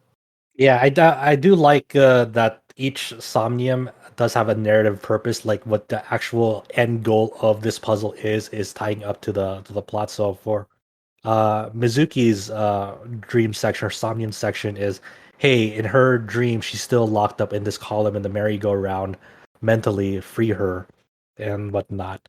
And so what you're doing in these sections is you're kind of investigating in a very surreal, arbitrary way that's separated obviously from reality, and there'll be different like obstacles in the way for you. So in her dream, these merry-go-rounds are spinning really fast around this column, so you can't enter it physically, or else you'll like just get knocked off, like because it's spinning so fast. And you have to find a way to kind of open a path towards that. The thing I don't like is that obviously the things aren't supposed to make sense here, but it's hard, sometimes difficult to find the way to what you're supposed to be doing under like this sort of like somewhat forgiving time limit, but it is still a time limit. And as you're investigating stuff, sometimes you'll get consumables when you select a selection. Like say like there's this photograph of her mom, and there's an ice pick of on her under her left eye in that photograph, and then you can look at that photograph, and then you have like three options. You can you can investigate it. It'll cost 10 seconds. You can push in that ice pick. It'll cost like 30 seconds, or you can push it out and may cost like 40 seconds. But for some of these like choices that you do, let's say investigate, it'll give you back an item that you can consume that'll say like 1/3 of it, and that means that if you use this item for a future choice in the puzzle, it'll, instead of say an option that takes 60 seconds, if you use that item, obviously it'll consume 20 seconds because it's your they're called timies. I liked that system as like time went on, because it was honestly just kind of, when I was playing, I was like, wow, it's like a puzzle game that requires you to think differently than every other puzzle game in existence.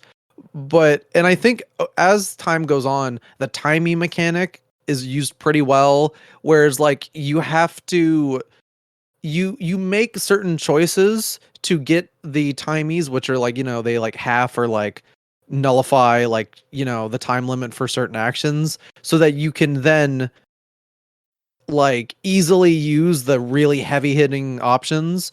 Or like some will be like, you take a bit of an L in doing this action, so that the other actions will then, because there's like negative ones as well. Right.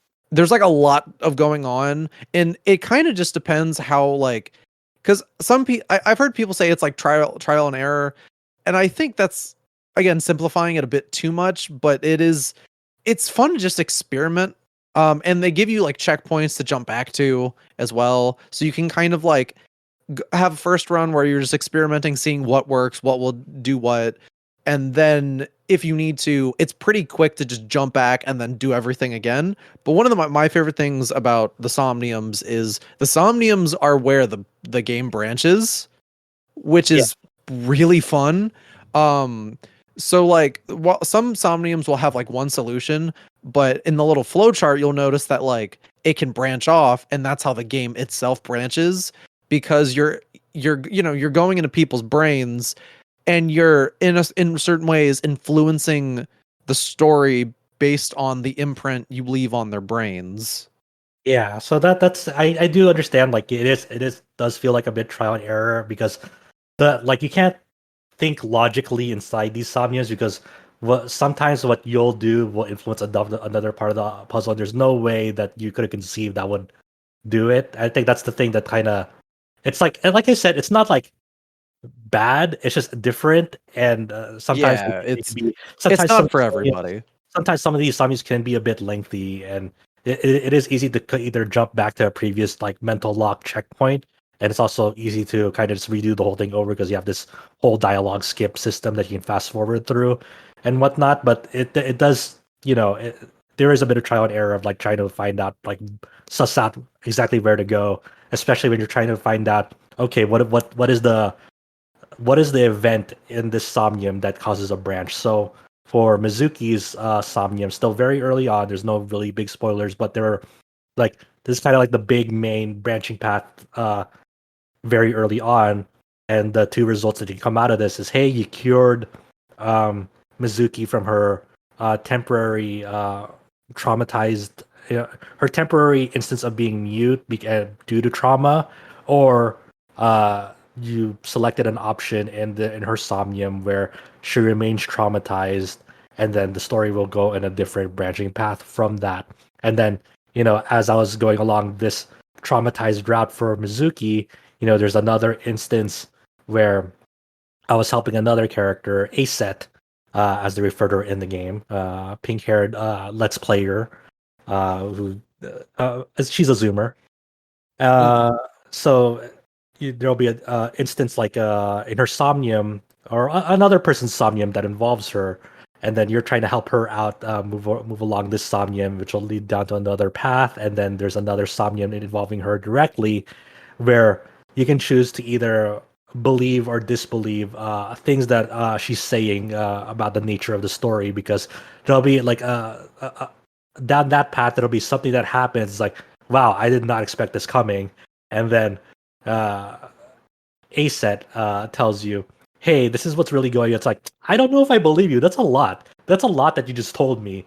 And then so you try to dive into her mind and kind of figure out, are you telling the truth or are you just bullshitting me, and whatnot. It's a really interesting it's a very unique murder mystery game that there's really nothing else like, and like that's one of my favorite genres of all time, and there's no games like that anymore. We get maybe one or two murder mystery games a year, if that.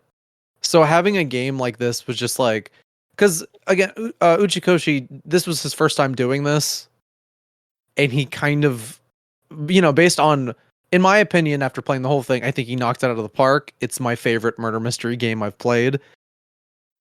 And I'm just like, I'm excited to hear more about what you think about the game, especially when you start getting into the character roots. Yeah, so right now I'm going down the first one. I went down the traumatized Mizuki route, but then I kind of saw not everything that has to offer, but I did like reach an ending on that, and then the other path is locked. So now I'm kind of making my way back all the way to the kind of the first one, and then I unlocked the Mizuki curing her trauma route, and now kind of unfolding events through that and seeing where that's leading me. It's a very intricate story that has a lot of twists and turns, and it kind of, it makes you go like, huh, I didn't see that coming very often, which is really good. But oh yeah, and you're not even in the deep of it yet. Oh, yeah, it gets so good.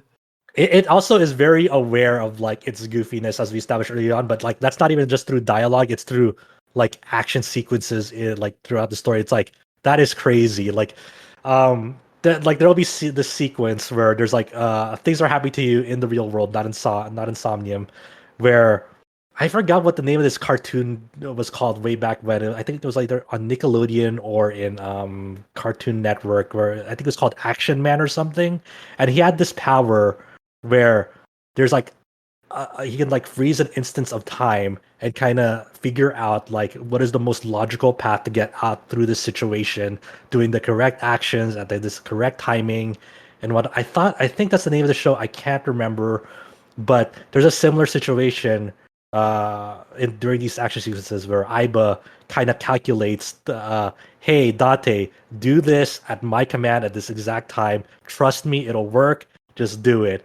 And then so like it just becomes like a weird contraption of like chaos, or like you shoot this thing with your gun and then the like say that you're shooting this soda can at this angle with your gun, and then the way that you shot that causes the soda can to fly into this thing, which causes this other thing to like fly into like an attacker's face and whatnot. Just that's completely made up, but that's how it is, and it's just it becomes more ridiculous after that. But it's very aware of it, and I kind of it's really funny, and I think I have a sneaky suspicion that somehow, some way, the grunts and the from Metal Gear Solid Peace Walker found their way into this game because they're very easily distracted by very naughty magazines. Oh, it is so. Oh God. It's like, all right, where do you guys come from?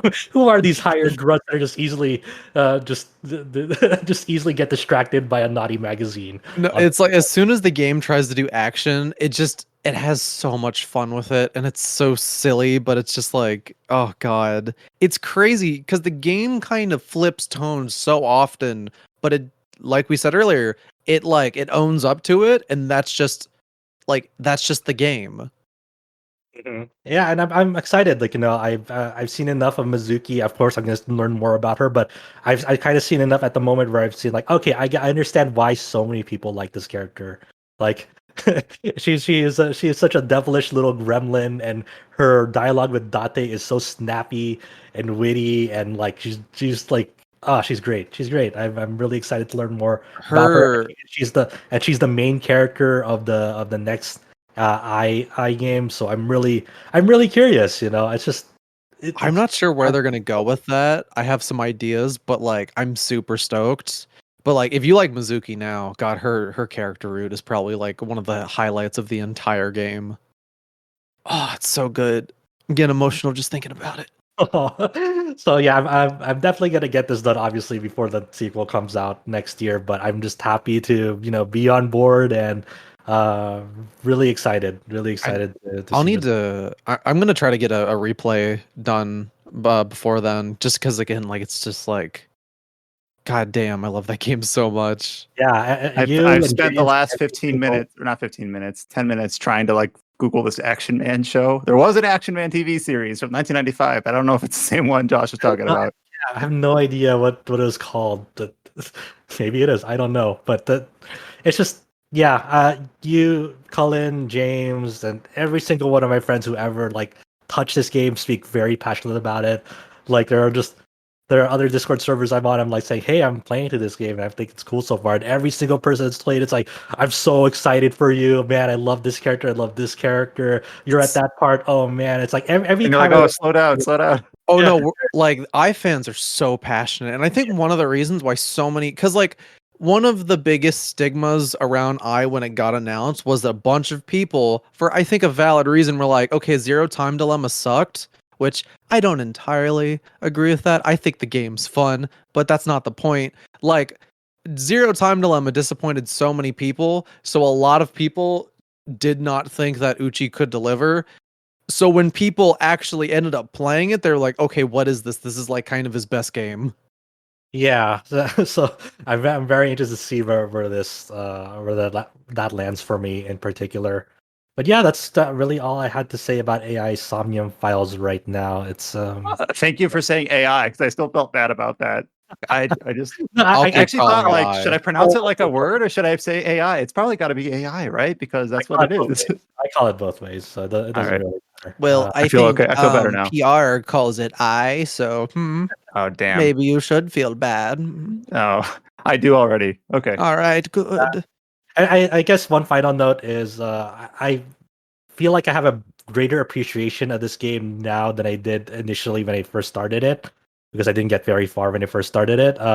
Because of an anime show called It Invaded, and I think they came out either last year or 2 years ago, which has a very similar premise. Not to say a similar tone, but it is about like this detective that dives into the minds of people, and I really, really, really dug that show when it came out, and like see that this game has like a similar sort of thing going on for it. I'm really excited to see where it goes.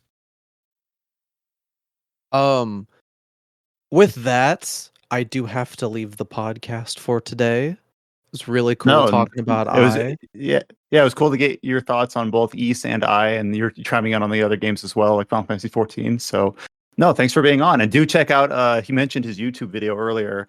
That's Dr. Cullen PhD on YouTube. So Yeah, check just it out. look for the weird East 9 video titled East 9 Camping Edition. Is that really what it is? That is what I called the video because Oh, I'm not all the way here right now. But all right. There you go. because here's the thing, like you're gonna go on YouTube, day East 9 on Switch comes out, and a billion videos are gonna be called East 9 Switch Review. We reviewed East 9 on Switch. East 9, the Switch port. What do we think? Yeah, Like yeah. stuff like that. It's just like it's so like again, respect for them. They want to have clean cut titles. I want to stand out. Didn't work, but fuck it, you know. Well, we wish you luck in your housing developments. So I appreciate it. hopefully I will next be time we hear from talking- you, yeah, it'll be a better situation. I mean, I will say though, it is. I'm very thankful to be offered a chance to live. Realistically, I'm not under a bridge. Some friends let me stay with them for a while, and I really appreciate them letting me do that. But I will talk to all of you later.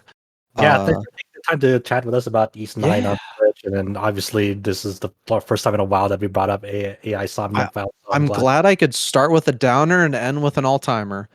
But I gotta go get some mouthwash. I'll talk to you guys later. Bye. All right. All right, I've got a story for you guys. There's no clean way to segue from that, so I'm going to just do this. So, it was my birthday a month and a half ago, right? Ooh, So what did you at the start of the podcast, I touched on this, and now I'm finally circling back around to it. So, part of my birthday, because I don't really ever ask for anything from my family or friends, I just get a bunch of gift cards. I think that's pretty typical for someone my age. And one of the gift cards I got was for Starbucks. I'm like, oh, that's cool. I don't usually drink Starbucks, but I'll go through the drive-thru if I have a gift card. So 2 weeks ago, I'm picking up groceries or whatever. There's a Starbucks nearby. I'm like, okay, I'll go through and I will use my gift card. I go in, I get a iced dirty chai. That's a chai tea latte with a shot of espresso. Espresso. Sorry, I got to say that right. And then I forget to use the gift card. I pay for it. I'm like, damn it, why'd I do that? I just handed off my credit card. So anyways, fast forward to yesterday or the day before. My car wouldn't start, so I had to have a whole diet adventure to get a new car battery. Anyways, that's not here or there. To reward myself, I'm like, okay, I'm going to use my Starbucks gift card now. So I go to the drive-thru. I put the gift card in my hand. I'm like, all right, I'm actually going to use the gift card this time. I pull up to the window, and they say the person in front of you has paid for your drink. So I still have not been able to use my Starbucks gift card yet. And the reason why I share this story is because it is more interesting than my time with the recent update to Fallout 76. Hey, You weren't good expecting me to go there, were you? Damn. So I plan to only talk about Fallout 76 for about 3 minutes, okay? All right. All right. Okay. Back in 2020, maybe 19, I forget, is when they had their big Wastelanders update. This was supposed to be the big fix to the game, actually what they promised or whatever. And yes, like that was the tagline, and that was such a silly thing to market, but it's what people wanted. And I thought it was better than the base game, but not by much. I think I scored the base game a 5 and Wastelanders a 6. Like, not great. But Wastelanders did set up a decent foundation for what could be a good game, I thought. It added a bunch of like, it added 2 like factions to the game, the settlers and the raiders, and different ways to interact with them and stuff you could do with them every day and have unique gear. And you slowly would tier up your reputation with each of these groups. And then they added stuff with like the Brotherhood and then other things that basically they added different pillars to the game where if you wanted to log in frequently, you could have something to do, whether it was a daily op or working on your reputation or working on the new scoreboard system or whatever. And I thought, okay, what's here is still not great, but they have an avenue to go down to improve upon continuously.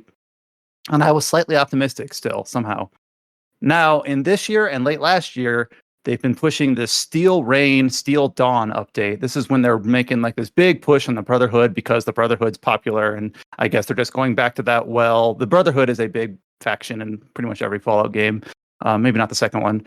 And it just feels like what they're doing now is betraying kind of the foundation that they set up with Wastelanders. What they're basically doing is trying to treat the game as single player as possible, which some people might say, like, that sounds great. I didn't want multiplayer Fallout in the first place. But what it means is that all these pillars of possible places that they could have built upon what Wastelanders kind of set the foundation for are just going unused. They haven't added new factions. They haven't added any new like ways to like anything. Like if I log in now and I want to do like what can I do today, it's pretty much the same things I could have done 2 years ago. Nothing has really been added. It's just they added like 2 hours of story quests, and that's pretty much it. And it's just like at this point, just make another game. I don't know. Like it's I see the sentiment online where people are like, Fallout 76 is good now. It's like it's worth playing, and it is better than it was, but I still feel like it's a really big missed opportunity. Like they set up this foundation. They could have been something. They could have turned something garbage into something great. Instead, they kind of improved upon it once. I feel like with Wastelanders, and then they never took it further. So that's my rant. I'm gonna get off my soapbox. Sorry. It's okay. I mean, some friends of mine have started playing it, and I don't know if they're having fun with it. They say like if they're still playing it, I assume they're still having fun with it. That's my reasoning on I guess their experience. I haven't asked them. But it's a tough situation because you still want Fallout to be somewhat relevant, but it's going to be quite a long time till we see a new mainline Fallout between we're still waiting for Starfield next fall supposedly, and then Elder Scrolls 6 is years and years away. Maybe by next decade it'll come out, and then Fallout maybe after that. Who knows? I do have one more thing to share. Yeah. So they added this story quest that takes like 2 hours to complete, and it's pretty much a one and done. And I think that's basically terrible for this game because it might make sense to add like a DLC quest to a single player game, but for a multiplayer game, it means there's nothing to go back to. You just do it once, and then you there's no point. So at the end of this story quest, you end up stopping this team of researchers who are doing basically nefarious things, and they were going to potentially poison the whole area. And you stop them, and you have them basically in your gun sights, and you're making the decision of what to do with them. And what this reminded me of most was, have any of you played the original Infamous? Yes. I have. In Infamous, it has like this morality system, like Paragon and Renegade, only dialed up to 20, where it's like you're Jesus on Earth or you're just like an absolute dick. It's basically basically Satan. Yeah, I should have just gone straight there, Jesus and Satan. And it's kind of reminded me of that. You're basically just like you either like completely forgive them wholesale and you're like, oh, it's okay, I know you meant well, we'll just take you in and you can continue your crappy research. And it's just like that's actually the good option. The bad option is just like you will not stand trial. I'm just literally going to gun you down where you stand. And I'm just there's no like having reparations or no like imprisoning or no like reshuffling their talent. Like there's no nuance at all, which I felt is that's like a damning thing when a Western RPG that's supposed to, or at least not Fallout 76, but other games in the series, especially the first two that I played a couple years ago, do have some of these like nuanced outcomes for. It's not always just goody two shoes or hell on earth. There's different ways where you can interact and be like you can be selfish, you can be evil, you can be kind of good but realistic, or you can just be completely idealistic. There's no nuance here. It's just allow them to do what they were doing or kill them on the spot. And it's just like I stood at that option for a while, Not because it doesn't matter. It's a multiplayer game, and they can't obviously do any sweeping changes to the map or the game because they can't have your experience be different from the person logging in next to you. You know what I mean? Like they can't. They are literally handcuffed from being able to do any major sweeping changes. So like A, this option doesn't matter, and B, the option sucks because like I don't agree with either of these two choices. So yeah, it wasn't good. There you go. Do you think that eventually they're gonna go take like a World of Warcraft Cataclysm type expansion to Fallout 76 and like have it so they drastically change up the landscape somehow or the state of the world? I feel like so everything so far, to their credit, everything so far has been free. This is truly a buy to play game. You pay the whatever you find it cheapest, the CD key, whatever you find it for. If you find it for $10, you get access to everything, with the exception that there is an optional premium sub, which doesn't get you much, to be honest. I think if they really want to do something major, I don't know if it's a budgetary thing, but I feel like it's got to be like a paid box product where like you pay $20 for Fallout 76 California or whatever. I don't know. And then they add a new map or really go deep in adding different factions or adding new types of quests or types of gear or types of armor. Because right now it just seems so incremental that there's no point to it. Isn't Fallout 76 part of Game Pass? Is it? Maybe. Yeah, maybe. Yeah, it is. What I was going to say is they've got that expeditions thing coming up. I'm going to keep the game installed because I'm going to keep the game installed just because like I kind of want to be here to like chronicle it in some sad way. But it's just, man, Wastelanders had potential and I feel like they squandered it. That's my take so far. So I think I speak for everyone. I know like a number. We'd rather hear you play it than play ourselves. So, like, please, by all means, keep playing it. The way that James worded it, the cross I must bear. I live vicariously through you, and now my friends who are dipping their toes into it, and they see how far that goes. It's cool, I guess. All right, so there was no clean way to segue from these nice talks about Final Fantasy XIV and Ys and AI. So there, I just randomly I just like upended the raft with my Fallout rant. So let's move on. How about we backtrack to me so I can talk about playing Metroid? See what I did there? That sounds more interesting. There you go. So I've always been kind of like a soft Metroid fan. Like I played Metroid Prime 3 and I've played Super Metroid, but I haven't played too much of the series. I need to play Metroid Prime 1 and 2. I was about to say, you're missing a big one right there. Yeah. Metroid, like the original Metroid Prime is literally one of the best games ever made, so... Yeah. But, so with Dread coming out, I was like, hey, I should at least play the 2D Metroid games and probably the 3D Metroid games eventually. Like Other M, right? No. Yeah. No. Yeah. No. Other M Other M existed. Yep. And nothing's been the same since. But so I played through Metroid Fusion and Metroid Zero Mission last week, and I have thoughts. So I'll be honest, playing Super Metroid before those two games was a deliberate decision by my part. I remember back when I played Super Metroid, the reason why I wanted to play it was, well, I'm not going to play the original Metroid. I'm not going to play Metroid 2 because both of those got remakes.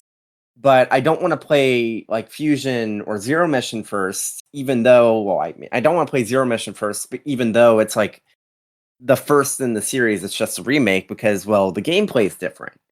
So I kind of want to play in gameplay order, less so story order, because who actually cares about the Metroid storyline? Other M did. That was a great answer. So yeah, I finally played Fusion. I was kind of curious how I'd feel about it, because every time you see people talk about Fusion, it seems like there's very much a narrative that it's one of the weaker Metroid games. And I'm not actually sure how I feel about that, because it's definitely more linear. But when it came out, the only ever handheld Metroid game was Metroid 2, which is way more linear than Fusion is, and way more handholdy than Fusion is, even though people say, well, you have to go to these navigation rooms and they point you directly to where you need to go. It's like, it's not really like that when you go back to play it today. Because, yeah, you have Adam, and yeah, he says, oh, you need to do this thing, but it's not like they directly point you to it, because there will be many cases where it's like, well, you need to unlock the security lock, but due to protocol, we can't tell you where the security lock is on the map, or, oh, you need to get to this data room, but in order to get to it, you need to find an upgrade to get into it, and that's not marked on the map. And yeah, you're going from one section of the space station to another, and those are somewhat like self-contained, but you kind of do that in Super Metroid 2. It's just not like framed through a story aspect of, oh, you're going to each of these regions in order. And even then, much like in Super Metroid, you go back to these other regions throughout the story with when you get different power-ups, when you want to explore and get like these collectibles and whatnot. I feel like a lot of people are kind of missing the forest for the trees because Fusion has a bit more of a story narrative, and because it has a bit more of a structure to it, they don't realize that the actual act of playing it is really not that different from the rest of the series. I don't know. But I really enjoyed my time with it. I like how I like the SAX segments. I like how you always have to. I know it's all scripted. I know there's only a few points in the game where you're going to run into it, which is, if you haven't played Fusion, the whole deal is that at the beginning of the game, Samus is infected by this X parasite, and eventually it turns out, oh, the infected parts of her armor that were removed when she was administered the vaccine for the X parasite have basically morphed into a version of her at full strength that's a heartless killing machine. It's an interesting narrative hook. I like the idea of every so often running into the SAX and basically having to be careful or having to book it. It's a nice change of pace from like the rest of the series, which I guess I'll get into when I talk about Zero Mission. But like, has anyone else here played Fusion? I'm assuming. Fusion. Yeah, I played those. I think I played all the 2D Metroid games, but yeah, I really like that the SAX sessions were like you said, they're very heavily scripted, and like that's the intended route, but they have a nice tension to them that it feels like you're actually booking it for your life. You're like, oh god, fuck it. And I just the fusion suit like is still one of my favorite Samus suits. Yeah. I'll outright say that I actually did enjoy Fusion more than Zero Mission, I think. I can see that. I did too. So I'm glad that someone agrees. Yeah, Zero Mission is still a fantastic game, and it's like, I just think that Fusion feels more unique. Whereas Zero Mission, obviously, it's a remake of the first game, but it also, like, it's funny. Like, both Metroid and Star Fox have this problem where some of their sequels are basically just, even if they're, like, narratively different, from a gameplay perspective, they're exactly the same. Like, you fight so many of the same bosses in Metroid 1 and Super Metroid. And many of the areas in the games look similar, even if there are some layout changes. And I think one of the things I really appreciate about Fusion is that it feels like the most unique 2D Metroid in the series, having now played all of them. I still need to play Samus Returns. That's the next one. I was actually going to ask, like, when you said you've played all of them, Josh, have you played Samus Returns? Yeah, that was one of my last 3DS games that I did along with like WarioWare Gold. For everyone, I think. Like, we were talking about the Metroid storyline earlier, and one thing, I've never played Samus Returns, but one thing that I heard, and I only heard this, and I'm not spoiling anything, is that so the Metroid storyline has always been like the main progression from the Japanese side, and then the Prime games, obviously developed in USA, were kind of like this almost like anime filler. But apparently, like, Samus Returns like brings the Prime story into the fold in some way. So like Dread could go either way. Like, it could incorporate all that stuff. of course, you go back to like, well, who cares? Who cares about the story? But I just thought that was interesting. I'm on they that kinda, boat of like, I don't really care about the Metroid story. I'm in it for the exploration and the gameplay and like just the feeling of like, I'm more in it for the atmosphere more so than the narrative Yeah. hooks.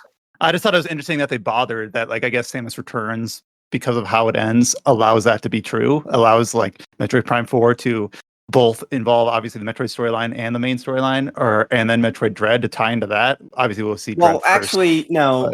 I don't care too much about the Metroid storyline, but the reason why Samus Returns ties into Prime is that on the timeline, Prime takes place between 2 and 3. Between which one? What's 2 and 3? Sorry. Metroid 2 and Super Metroid. Okay, that's what I meant. Okay. Yeah. So I want to play Samus Returns at some point, but like even by the time it released, I was like done with the 3DS, and I think that's true Yeah. for a few people. But yeah, it'd be cool if they like it's- packed it in with Dread or something like that. But Yeah. no. Yeah, I still think AM2R is the better Metroid 2 remake, but Samus Returns is okay. It has some neat like movement gimmicks. Yeah. Does Now, that. for all I said about not giving a shit about the Metroid storyline, I do think it's interesting, like, after playing Fusion, realizing what might happen with Dread. There's, like, a couple of avenues they can go for, and, like, the whole thing where it's, like, doubling down on the horror aspect. It's like, man, I wonder if they'll go this route, or if it's going, like, twist is going to be this, because there's going to be a twist. I think everyone's kind of just expecting that. Samus And- turns into a Metroid! Sorry. Well, She is the dread. Well, but yeah, it'll be interesting. So Zero Mission, one thing immediately I recognize is that there's like these kind of like comic book cutout like cutscenes for them, which I recognize the artist. I don't remember what they are, who they are specifically, but I want it like it's obvious that like Nintendo worked with this like literal comic book artist, not manga, like Western comic book artist for like some of the cutscenes and like the character designs in these cutscenes. Like you can tell it by God, I forget. Josh, do you know who I'm talking? You know what I'm talking about?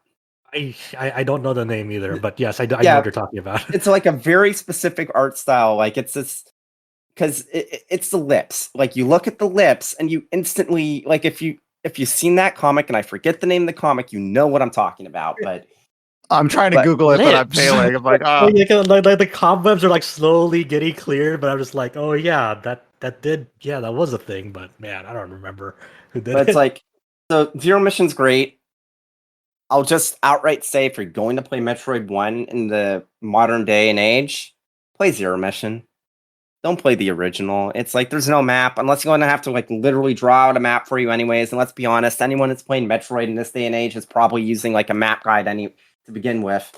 But it's a lot of fun. It's I do think that of the two, it's the more polished game compared to Fusion. And I think that the difficulty curve is a little better in the sense that in Fusion, if you want to get the upgrades to your suit and all that, there's some really painful like shine spark puzzles you need to do in order to actually get like some of the energy tank upgrades and the missile like upgrades and whatnot. In Zero Mission, it's like if you want, there are shine spark puzzles you can do for sequence breaking. Like I did one to get the power missiles earlier than originally intended, and which actually meant that I ended up skipping a boss that I was supposed to fight that I just didn't, which is funny. But I will say that I've really enjoyed the new segment they kind of staple onto the back half of the game, like after the ending of the original Metroid, the Zero Suit like mission and all that. It definitely feels more like Fusion in the sense that there is stealth. You're like you have to be careful before you're moving and hide around, and it has this amazing moment where like early on in the section you're hiding in the shadows as the space pirates walking by because you can't deal with them, and then later on once you get your suit back and you're like rampaging throughout the entire place, you'll see a space pirate basically hiding in the same spot. Oh, yeah. And you I can just remember leave them alone and walk past, which I did, and it's just like that's just I love when games do stuff like that. Just It is that turning point of like, I'm not stuck here in the room with you. You're stuck here in the room with me. Yep. But yeah, a lot of fun. Both the GBA Metroid games are absolutely worth playing. Like, there's just some of the best Metroidvanias out there, like, obviously. And now that I've played all of the Metroidvania games on the Game Boy Advance, I can say that they're all pretty good. Like, the three Castlevania games are pretty good. Aria of Sorrow is the only one that I'd say is like a real like masterpiece. The other two are good, but both the Metroid games on Game Boy Advance are just like, play them. Just play them. They're not long. They're like 4 hours if you take your time. So I could I had not a lot of find fun the with that. artist for Zero Mission, but I did find a YouTube video for Metroid Zero Mission Beta where it had more of a chibi art style, and apparently it changed late in development. So Yeah. there's some context. So I think the only person that hasn't had a chance to speak is Adam, but if I know him well enough, I think I know what he's going to say. Adam, do you want to take the opportunity to talk about your time with Final Fantasy 1 and 2 Origins versions? Not really. I knew it. Final Fantasy, or so why are you deciding to play Final Fantasy 1 and 2 now ahead of the Pixel remasters? So really the only thing is that the only version of Final Fantasy 1 I played was the GBA and the PSP versions, which are basically the same. They look different, but they're basically the same. And then I've always been meaning to play the earlier versions of Final Fantasy 1, specifically 1, because it has a different magic system. And on paper, if you don't think about it, may not seem like a big deal, but because the original versions of Final Fantasy 1 use wizardry like charges instead of MP, it really changes how you approach like exploring dungeon areas or essentially your resource management as you go. So it really changes the complexion of the game quite a bit just from that alone. So I really wanted to try that out. I know I don't know exactly what the pixel remasters will use, but I just kind of figured, Final Fantasy 1 is not that long a game. I can go ahead and knock out I'm playing the PS1 version, which is the Origin version of the game. And then Final Fantasy 2, the PS1 version isn't very different from the PSP and GBA versions in terms of like a big magic change. I believe it is a little bit more difficult in terms of which I think that's actually kind of fun because the PSP GBA versions of Final Fantasy 2, once you kind of know what you're doing, are kind of a cakewalk. But I just think I'll play that one as well. So Final Fantasy 2 is good. I don't care what anyone else says. It is my favorite of the first three. And You're it's got some right, and you interesting- should say it. Yeah. I agree with that too. I think the worst one is actually Final Fantasy 3 on the Nintendo, but a lot of people Yeah. disagree because it has a job Hey, system. One I am of interested to the- play the One of- 2D version of 3 because I've only played the remake.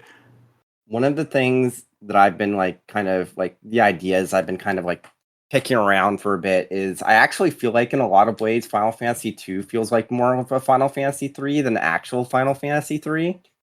Because like you look at Final Fantasy 4 and it seems like from a narrative aspect at least it takes more from Final Fantasy 2, and like Final Fantasy 2 like adds way more to the series than Final Fantasy 3 does for like long-standing lore. Like it's the first one that has chocobos. It's the first one that has a behemoth and stuff like that. It's I don't know. Mm-hmm.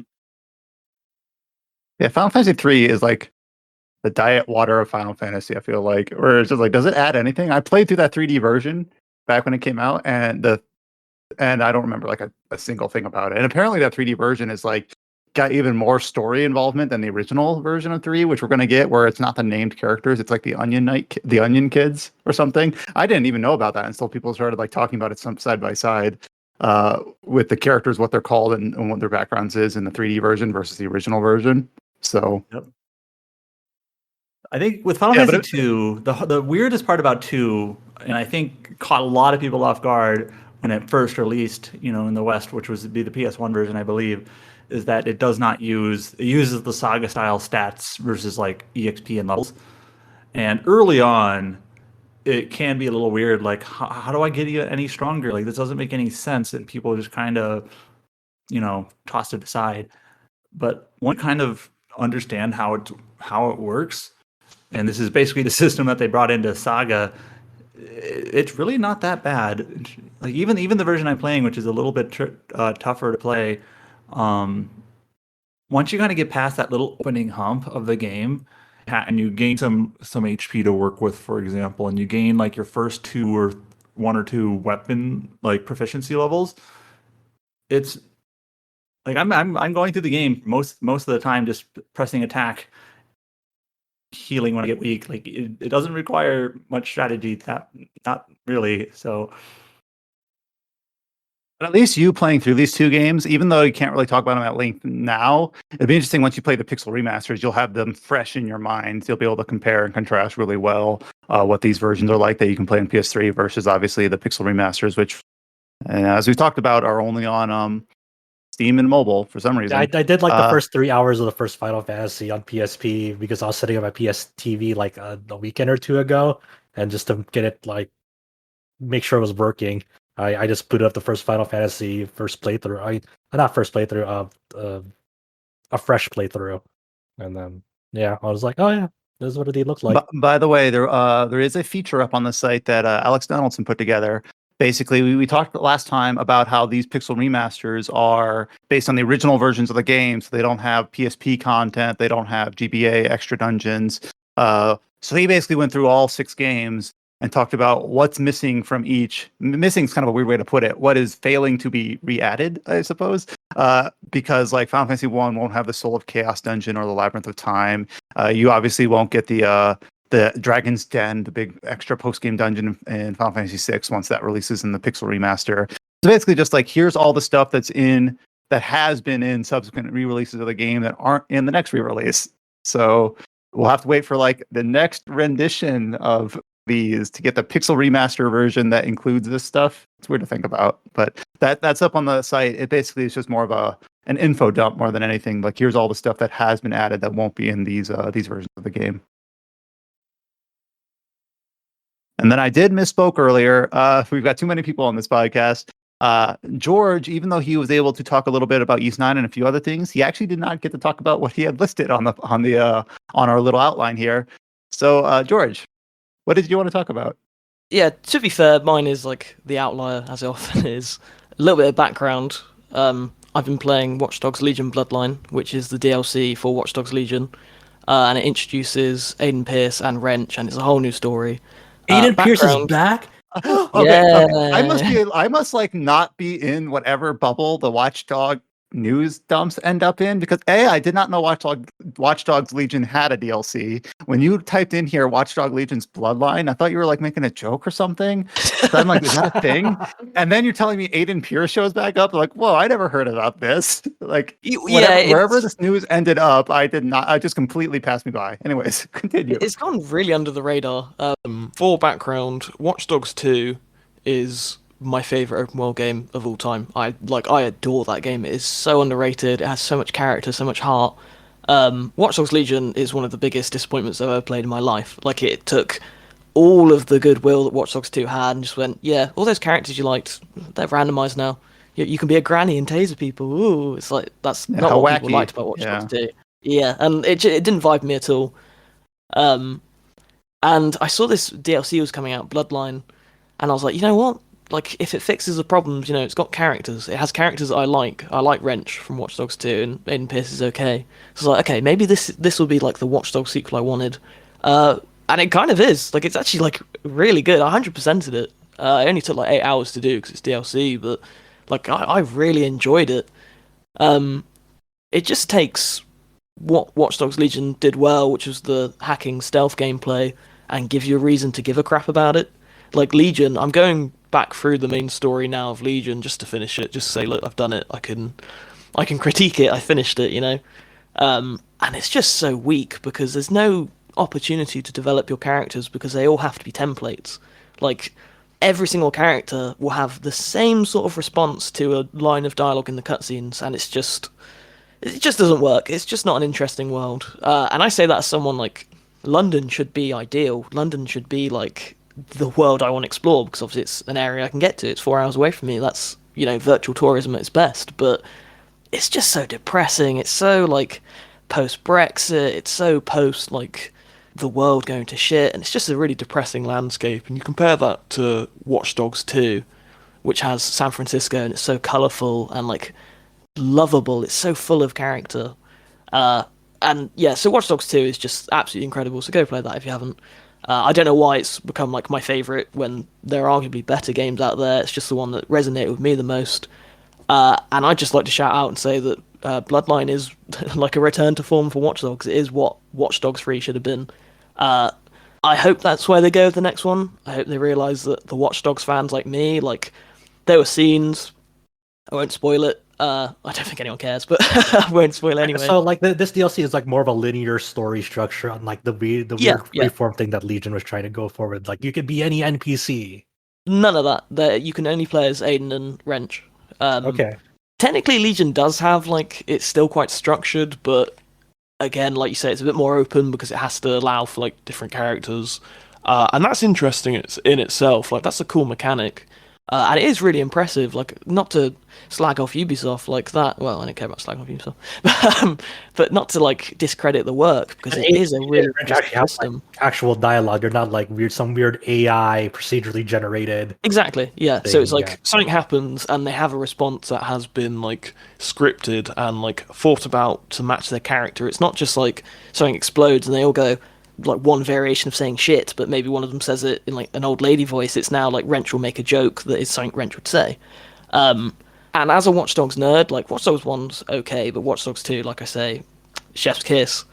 There's so much there for Watch Dogs 2 fans. Like I don't want to spoil it, I don't want to say, but like there were moments toward the end that had me like squealing. Like it's just like, this is all I wanted. This is all I wanted from this DLC. About Watch Dogs 1 fans, is there something there for them? Well, I guess Aiden's there. Yeah, Aiden's there, and he's actually a character now. Like, oh, in okay. Watch Dogs 1, he's just angry, and in this, he gets a character arc. And it's a good one, but he's still like kind of boring. He's still not any of the characters from Watch Dogs 2, and he still isn't my pick. But Aiden fans will be pleased, and Wrench fans will be like over the moon, and Marcus fans might be a little bit happy too. Like, there's some references in there to him.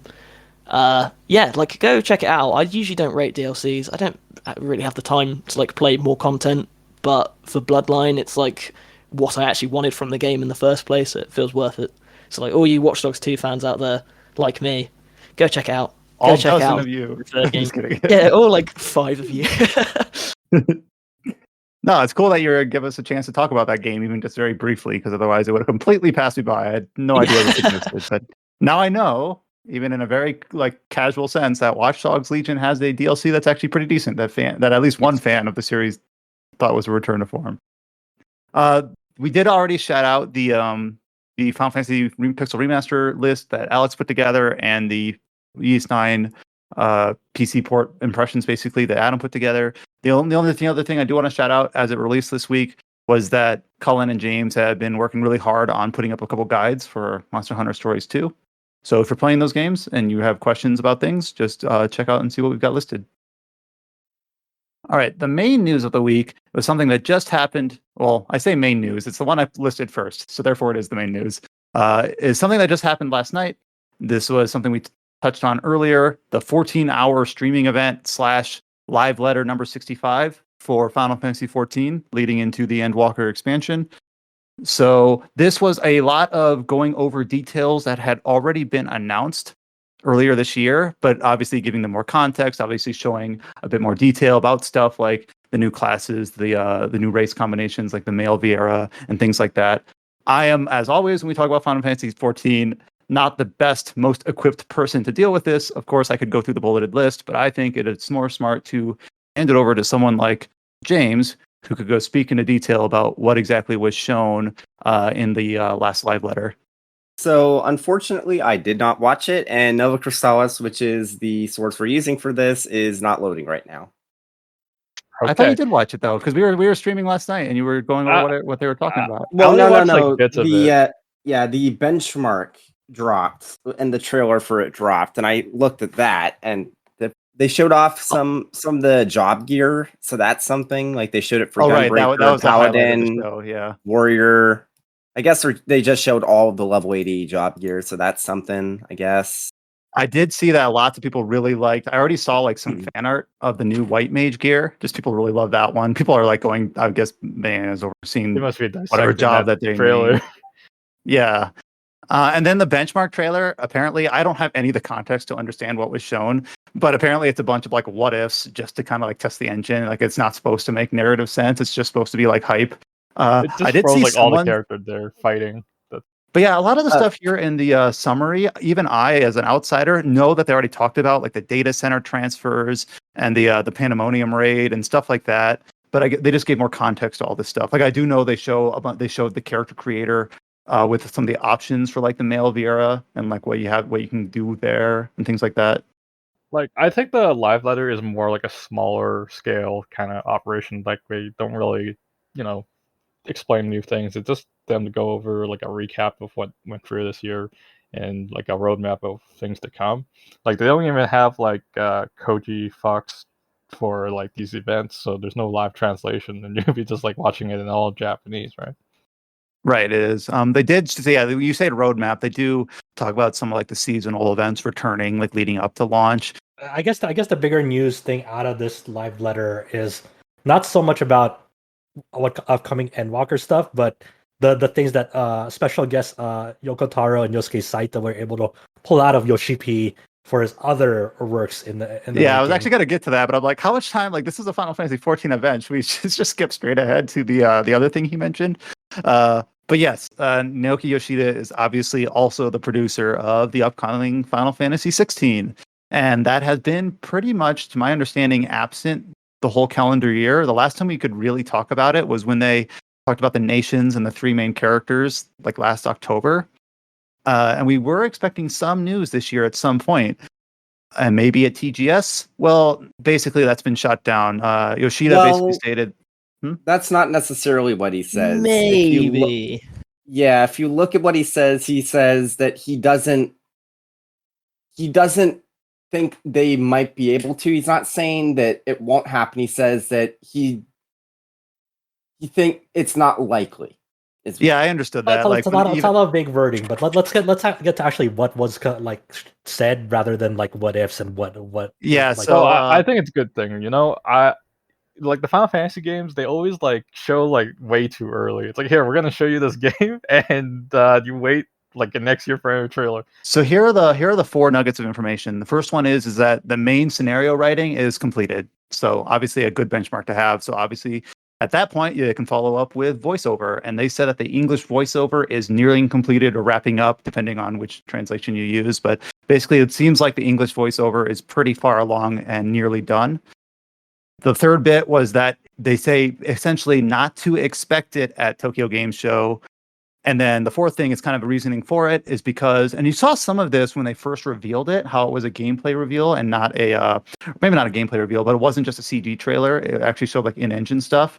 And basically they want when people see this, the next time they show it, whether that's a TGS or Game Awards or whatever avenue they do it, they want it to be nearing completion in a position where they've maintained a high level of quality, that they're proud of what they've shown, that people are able to essentially pre-order the game, and that they can actually have the opportunity to do that as soon as they see it, because they want the next showing to be basically as convincing as possible rather than this year-long drip feed of information.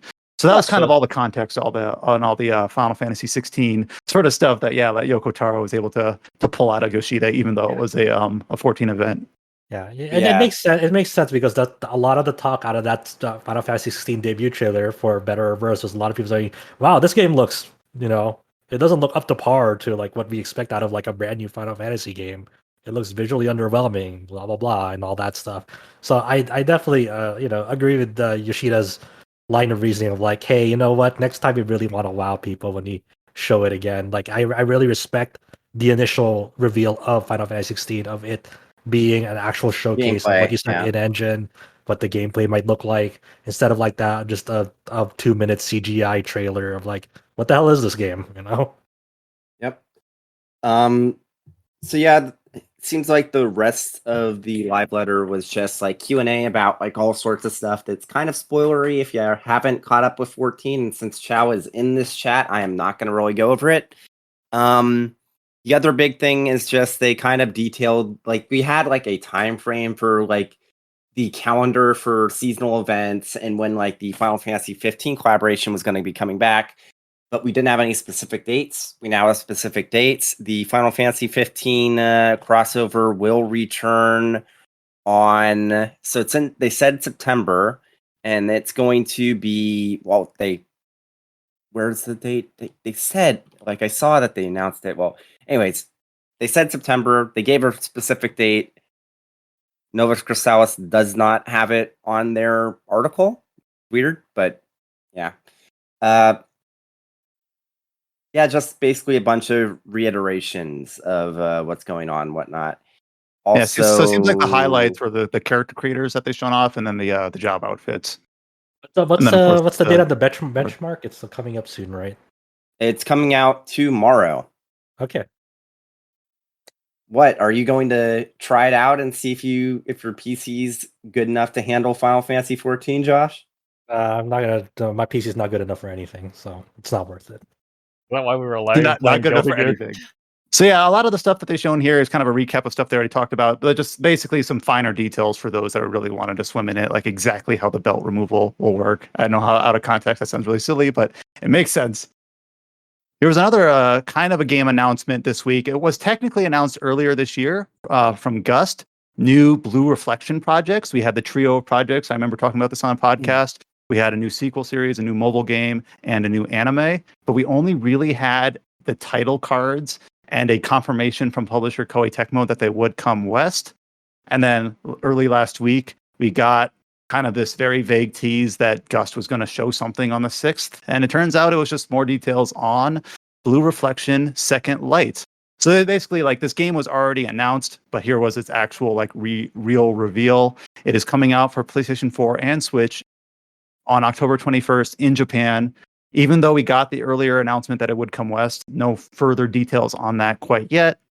Along with the reveal of the game, we finally got a real look at it, bios of all the characters, screenshots, and a few details about how all the game is organized. So in order to lead this off, has anyone here played Blue Reflection, the first one? No. I beat the first one and written the guide for it. Oh, so I even got a you're platinum perfect. trophy.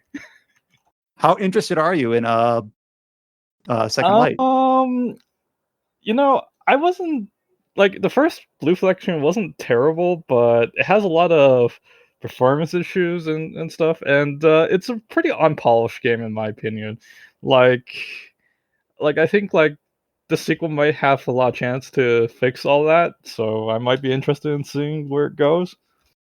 And it does seem like, me as an outsider again, that it does have a returning character, like the protagonist of the first game is a party member, quote unquote, of this game. So it looks like they are tethered together in that way.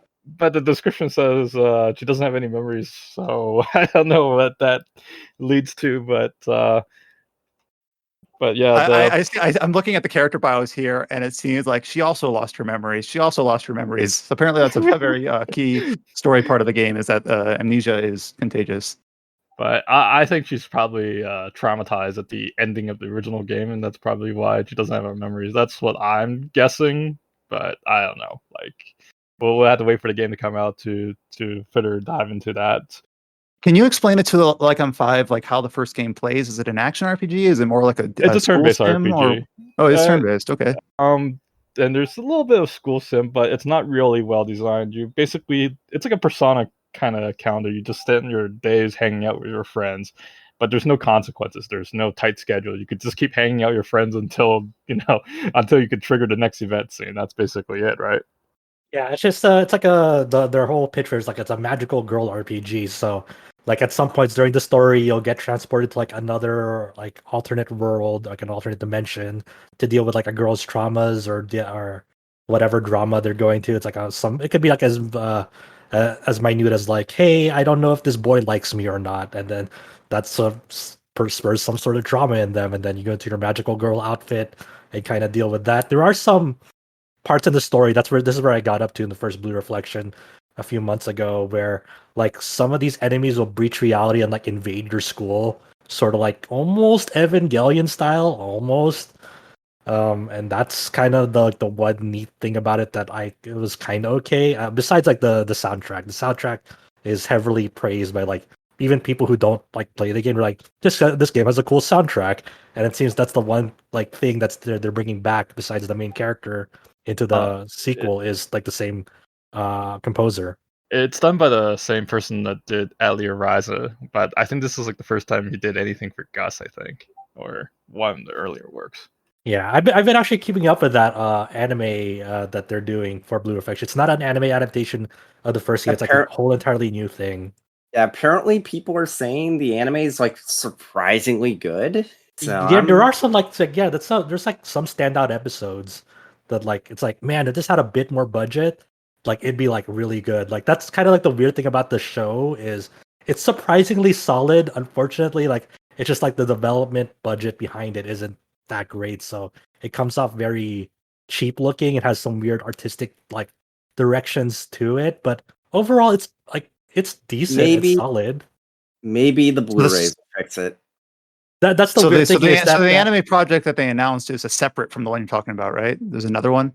They're different projects. Oh, it's the same one. Oh, okay. Like the three projects for Blue Reflection are a mobile game, an anime, and this new console game, and they're all separate from what I understand.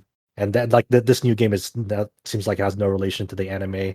The weird thing that you brought up with the Blu-rays is they canceled like the 6 separate volume releases for the Blue Reflection anime. I assume they canceled it because they're gonna make it a more of a collector's edition of like, hey, a collector's box set 1 and 2 for the show, because the show is like apparently it's a 2-core show. It's gonna have 24 episodes. So wow.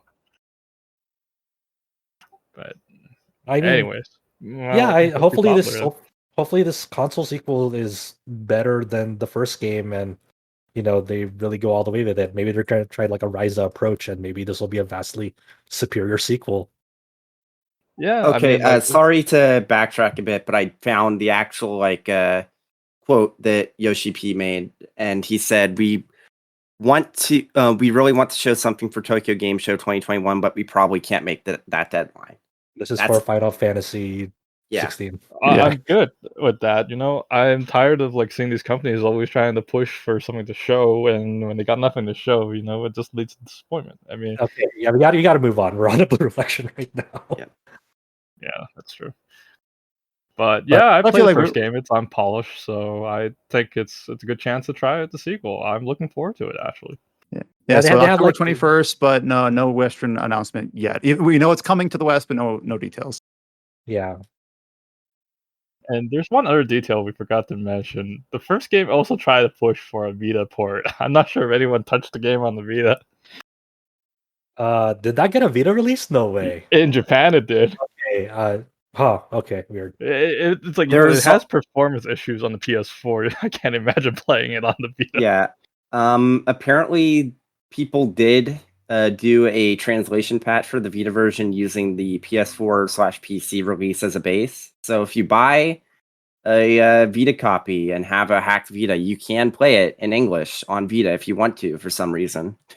So my follow-up question is, then the first game released on PC? Yes, it did. Yes. All right. So because the second game, as of right now, at least the title that Adam wrote up, Kite wrote up, says PlayStation 4 and Switch on October 21st. No, the second game has been confirmed to have a PC release in the West. Oh, so it's for the Western release. So that's back from the March announcement where they gave the 3 titles. The reason why this news update doesn't have a PC release date is because that'll come along when the localization happens. All right, I get it now. So we'll have a PC release, but the Western date is still undated, so therefore the PC release is undated. Gotcha. We did also get some more details on Neo, The World Ends With You. However, we're kind of at the marketing cycle of this game where they're really drip feeding. Obviously, there's releases at the end of the month. We've already had specific press releases for here are the characters, here are the Reapers, here's how the pins work or whatever. Here's Turf Wars, and now we've got team battles, side quests, and more pins. So I don't know if you guys who have played the original game can glean anything that's really like worth talking about in this most recent update. I think the most interesting thing is the how Coco appears in this game, who was introduced in the remix version of the first game in the extra chapter. So Wait a minute. Hmm? Wait a minute, Josh. Did they actually adapt the new content in the anime? I never finished the anime. I think they I- did, but I they don't probably think did. they did. They No, I probably, think they they probably did. did. You have From to, the have to from the have. endings I saw on Twitter, There's which I from the I same still, as the I still have game, like I five. I'm think still they like did. 5 episodes left on it because I just kind of fell off of it. But Yeah, because I remember they had to have. I remember people saying if the pacing was going that they weren't sure if they were actually going to adapt the like Switch like story, and obviously pretty they sure did. they If did. because I mean, it makes sense that they must have because they were saying that Neo 12 is literally a sequel to the anime, not so much the game. So if they're referencing stuff from the Switch version, they had to have adapted it. But it's I like do wonder. I do huh. wonder if they have Coco's old design from Final Remix in the anime, or if they use the new design from Neo in it. I guess that's my Well, question. they specifically mention in like the press pack that they sent out that she's changed her look basically. So it's like intentional that she looks different. Okay. Why? Who knows? Maybe it's just so like Neku doesn't recognize her. That's not a spoiler. I don't know anything about the game, but I don't know. I just looked up, and yeah, like the anime missed it out. The last episode was, I think, like nearly 2 weeks ago now, and there hasn't been another episode since, and it was the ending for the first game, which is weird, really weird. Like, I feel like I'm more likely to be wrong than they would be to miss out a whole section that was introduced purposefully through the Switch All right, version. I will try to finish the anime before next podcast, and I'll let you know. I'll take the hit. I guess. All right. This is the cross that Josh must bear. Yeah. Must watch anime. Uh, But yeah, we've got a bunch of details about some of the minor characters in the game, the imprinting system, maybe some of The other interesting part about this update is that there are team battles which seem to allow you to have 6 people in battle. And I know some people saw this and immediately were thinking, "Wow, there's 2 more party members in the game besides the 4 they've already shown. Holy cow!" But it seems like that points in the game where you'll have like 6 different pins to choose from rather than 4. We'll see. So you think it's not new party members? It doesn't seem like it. I'd be just surprised, but I have 'cause my it's only in theories. like this team battle. It's only in like this team battle context. So yeah. But yeah, so the obviously the demo had released and it's coming out at the end of the month, so we'll actually be able to talk about this game for real and not too long. But yeah, if you're itching for more details, they have released a ton each and every week practically, so you can dig through to your heart's content. Chao, I'm glad you're still here because here's our chance to talk about Genshin Impact 2.0. It's launching on July 21st, adds a new city, adds 3 new characters. It adds some like cross save. I'm not sure about cross play functionality. Seems like a really, really big update. How do you feel about it? Well, I think this is the update that everyone was waiting for, but I don't know. It came a little bit late, in my opinion, but I'm excited. I feel like this update has been rumored for like 30 years since Genshin came out. This is kind of funny. Since like when the game first came out, there was leaks that the next patch will have this included, and it turns out we waited nearly a year for it to happen. Jesus Christ, dude! I'm so glad I'm so like done with that game. But yeah, this is the next. This is like the if Mondstadt and Liu were like the first 2 regions in the launch version. I don't. This is like the next big like permanent addition with Inazuma. There's like the 3rd region for real now that won't go away, right? But it's also it won't go away. But we also don't get to fully explore it yet.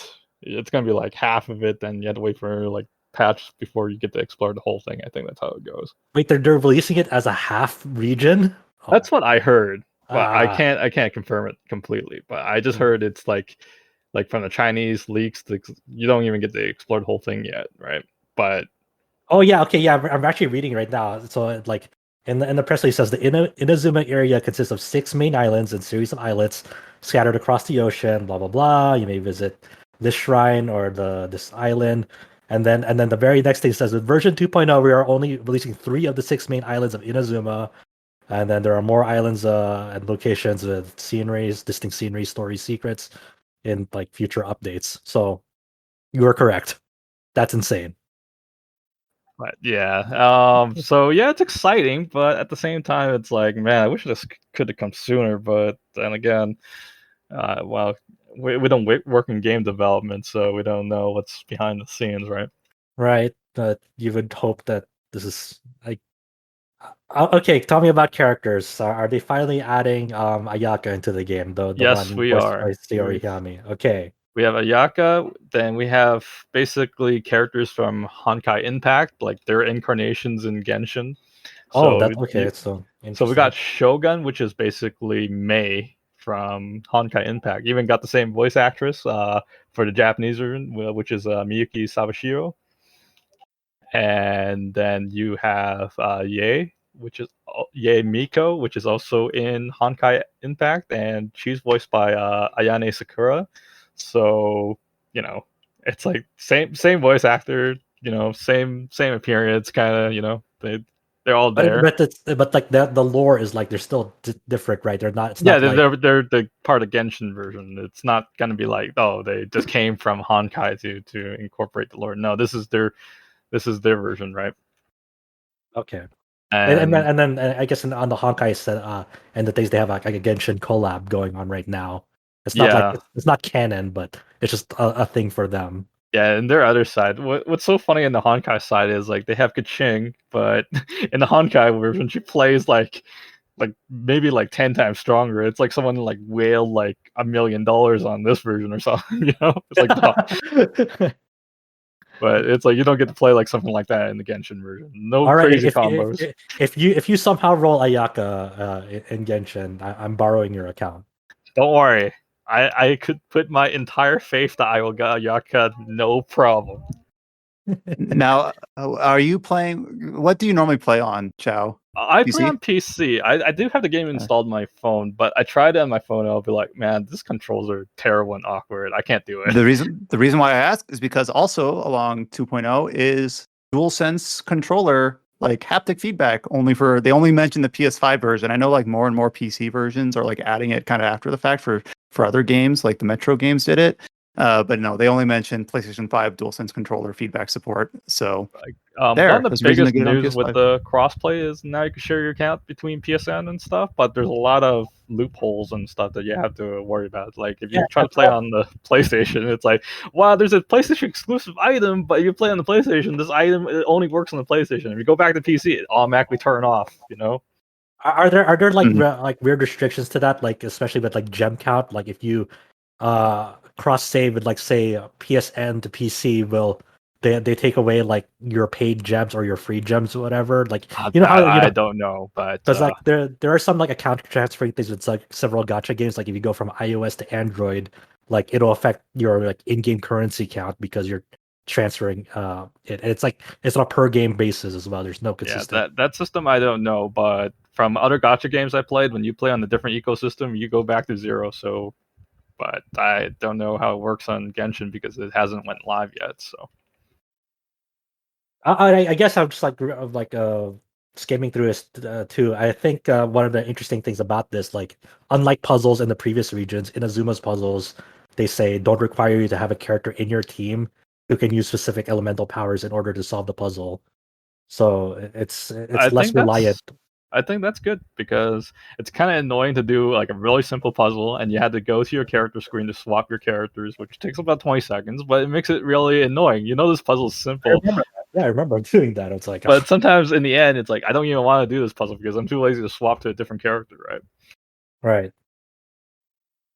Well, yeah. Best of luck to whatever the Ayaka banner hits, and I'm rooting Don't for you, worry, buddy. Josh. I got this. I'm You only got it? 20 rolls away from pity, and I got like 120 rolls saved up. So Are you doing it for Ayaka or Yoimiya?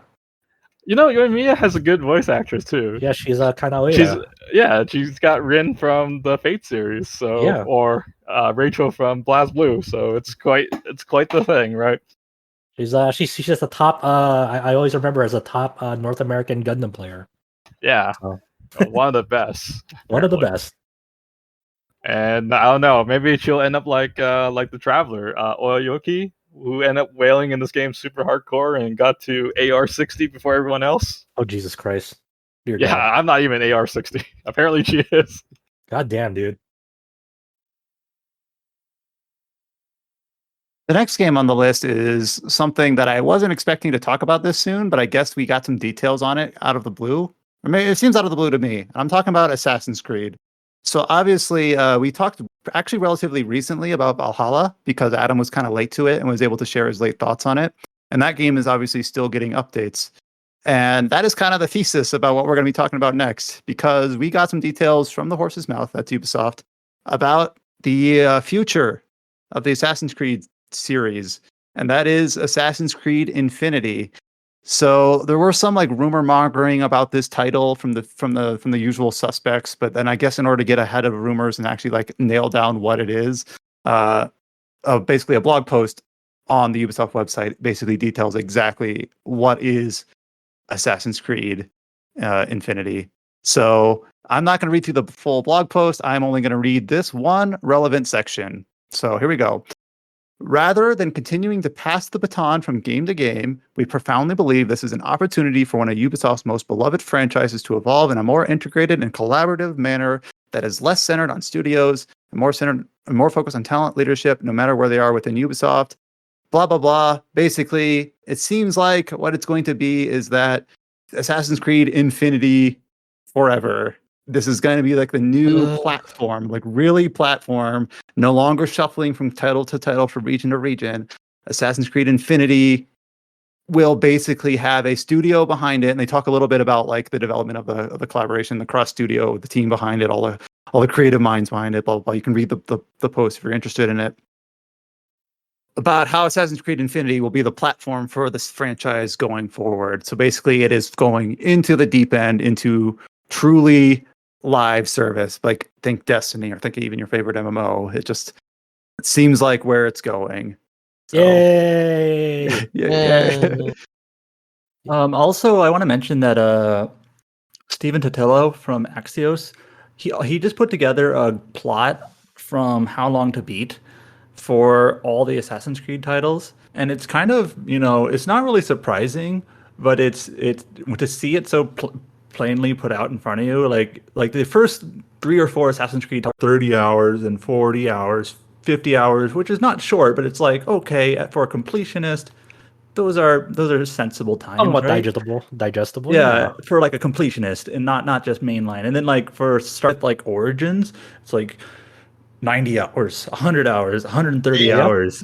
Yeah, it's like, So this is just the next logical step, George. Okay, because the game's already long as fuck already. What if they just made it Infinite? forever? Yeah, fantastic. Everyone wants that.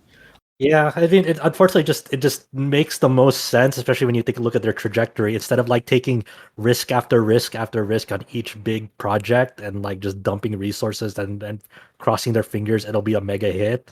They just want something more stable, like established, like a foundation. I'm sure they already done all the math behind the scenes of like, okay, as long as we retain this many users with this project, it'll be smooth sailing. Like, I think Jason Schreier, who originally basically leaked this before Ubisoft confirmed it, he made the comparison to Take-Two and how Grand Theft Auto Online makes a lot of money, and they want some of that pie. If they believe they can get some player base, even if it's not like the full player base, but some player base that will do Assassin's Creed Infinity and basically endlessly spend money on it, in terms of financials, that might be good for the company. Whether it's good for the brand, who knows? It's a different argument. I do want to be a little bit careful. The blog post specifically tries to avoid some of the naming from like specifically calling like this is the live service going forward. They use the language like we're no longer passing the baton. They're very like poetic about it. But then if you read like the Bloomberg report, which is not all represented in the official blog post, that's when they get to the details about like they're targeting the Fortnite model or whatever. Right. So, that was Jason Schreier's comparison. Obviously, Ubisoft's not going to say we want to be like Fortnite, right? But right. Okay, so what I want from this, if they're gonna do this, is we better have like the tower like in Destiny 2, And then I want Zavala, actually Zavala in Assassin's Creed Infinity, be like, go like, Guardian, do you want to visit Jerusalem? Do you want to visit London? And that's what China? if they're gonna No, do this. no way. We're still not doing that one. like, I actually remember thinking when we were talking about Valhalla, I was saying like the next one will be the one I'll jump in on because they'll really have their feet under them. And I'm like, uh-huh. yeah. Well, Like, you can't back out of that now. This is you. no, I actually can, and I will. This is the Assassin's Creed 76 for you. I just felt like they obviously did like this trio of games in this new RPG paradigm. I'm like, all right, they've kind of established what that is. So the next thing will be something really like that'll be the jumping on point. And I guess they're kind of thinking the same thing too, but just in a different way. So I do play live service games. I play MMOs, and like I've played games that are like right on the hairy edge, like Monster Hunter World. It's kind of like just about a live service game for at least for a year and a half or so. And so like I've enjoyed those sorts of games, but I'm just like I'm not interested in that in like these games that are already gigantic just to be like a huge I don't want this to be like my second life or whatever, and I mean that in both ways sort of thing. So maybe it'll be really cool. I don't know. So basically what you're saying is that you would rather play an MMO rather than a diet MMO, which is what live service games are. Yeah, maybe. Or games that like you can get something out of it with short bursts of like time where you like New Genesis, you don't have to put in a ton of time in to like catch up to what that game has so far. And that's that'll change like in 5 years time where it's like, wow, there's too much fucking content. Like in maybe let's say PSO2 for the base PSO2, when it got localized last year, they put out 9 years worth of content in 1 year. Yeah. But to know that it's going to be like this much content going forward forever, and I'm using forever like in italics, just like, I don't know. It doesn't interest me. I imagine this will be like PSO2, I mean, it'll probably launch somewhat slim, probably maybe 20 to 30 hours. Then they're going to build up I don't know. that. If Ubisoft has like 5,000 people working on it or whatever, I bet it'll launch with a billion things to do, just like the other Assassin's Creed titles. I don't know. A few of the other news posts from this week are a little bit smaller, like some videos that were revealed, a few other little things. We'll just kind of go through these quickly to wrap things up here. Obviously, we already talked about the upcoming sequel to the RGG Studio spin-off Judgment, Lost Judgment. We got the opening movie for it, as well as some like pre-order bonuses and details and things like that. There's say that again. Early access. Oh yeah, I was actually just about to go there. Like Sega is still doing this thing where if you do the digital deluxe edition, you get 3-day early access in case you like must start on the 21st instead of the 24th or whatever. To me, that's such a weird thing to put like as a pre-order bonus, but I guess it must work, otherwise they wouldn't do it. But yeah, it's just exploiting people's desire to be first. It's just it makes money for them. That's the way it is. I mean, Sega's outright said, or at least PR for Sega's outright said on our own Discord server that people pay for it. So, yeah, I mean, hey, more power to them if people are buying into it. I guess the main takeaway for me with all the Lost Judgment news lately is I'm a little bummed out that the opening movie for Lost Judgment isn't as good as the one that they did for the first Judgment, which was just fantastic with the song by Alexandros, and the whole sequence looked like the opening to like a crime drama you'd see on TV. This is a bit more modern take on it. It's not as antique. It's kind of hard to put into words. Yeah, it's like lots of slow shots with lots of like altered colors. Lots of like panning shots or like just character profiles, and I mean like the profile of the character. Like the song itself is great. I really like the song. Yeah, it's good, but just the way it's presented it feels dull in comparison to how Judgment just kind of knocked it out of the park. And it's like, wow, that's one like Judgment's opening is one of those. It's like it grabs your attention immediately. It's like, oh, this is interesting. Even though there's not much going on in it, it's just even though it's just introducing the characters. It was it's going for more for a feel, more for like what am I trying to say? It just really grabs you. It's very striking. Yeah, and where this one's more mellow and it's more like tone setting, I guess. But it's but it's slower as a result. And we're going to stay on this track talking about opening movies because we also got one, and this one was a bit more highly anticipated for Tales of Arise, and highly anticipated because even like the publisher Bandai Namco is really pushing into like revealing who was doing the song, and then obviously it's got the ufotable art behind it that has done so many of these series and have so many people like even in our own Discord channel at RPG site, people talking about their favorites and least favorites about previous entries in the series. What would Tales of Arises look like? It uses the song Hibana by Kenkaku Piero. And I feel like reactions to this opening animation were a bit lukewarm. I don't know if it's the song or the animation itself, but people watched it and think people generally liked it, but no one was immediately marking it as like one of their favorites. Yeah, I think the more you listen to the song, at least a Japanese song, I think it's catchy. They did the similar it's kind of weird what Bandai Namco does with the Tales of Arise openings in terms of like the Japanese version and then the international version. Sometimes they do it like Tales of the Abyss, where they have the Japanese bass song, but then for the Western version, they replace the vocals with just like guitar riffs. And the result was terrible. But then you have things like White Wishes for Tales of Graces F, where they have a Japanese opening, and then they have for the English version, they have the actual English lyrics from the same composer, which is what they did here. Kenkaku Piero, this Japanese rock band, has also done like an English version of this song for obviously the English audience and whatnot, which is I don't think the song is necessarily bad like in both versions, but I think the mixing on it is weird, like where the instrumentals drown out their vocals. I think if their vocals popped out a little bit more, I think it would be more striking. But I think the animation looks great. I don't know why I'm asking Adam this, but the Tales of the Vesperia Definitive Edition, that's another one where the opening has the same artist, Bonnie Pink, singing it in Japanese and English. And if I remember right, the definitive version, the definitive edition doesn't it cycle through both? I believe if you wait, I believe like in the English version of the definitive edition, when you open it up, boot it up, it'll play you the English version of the song.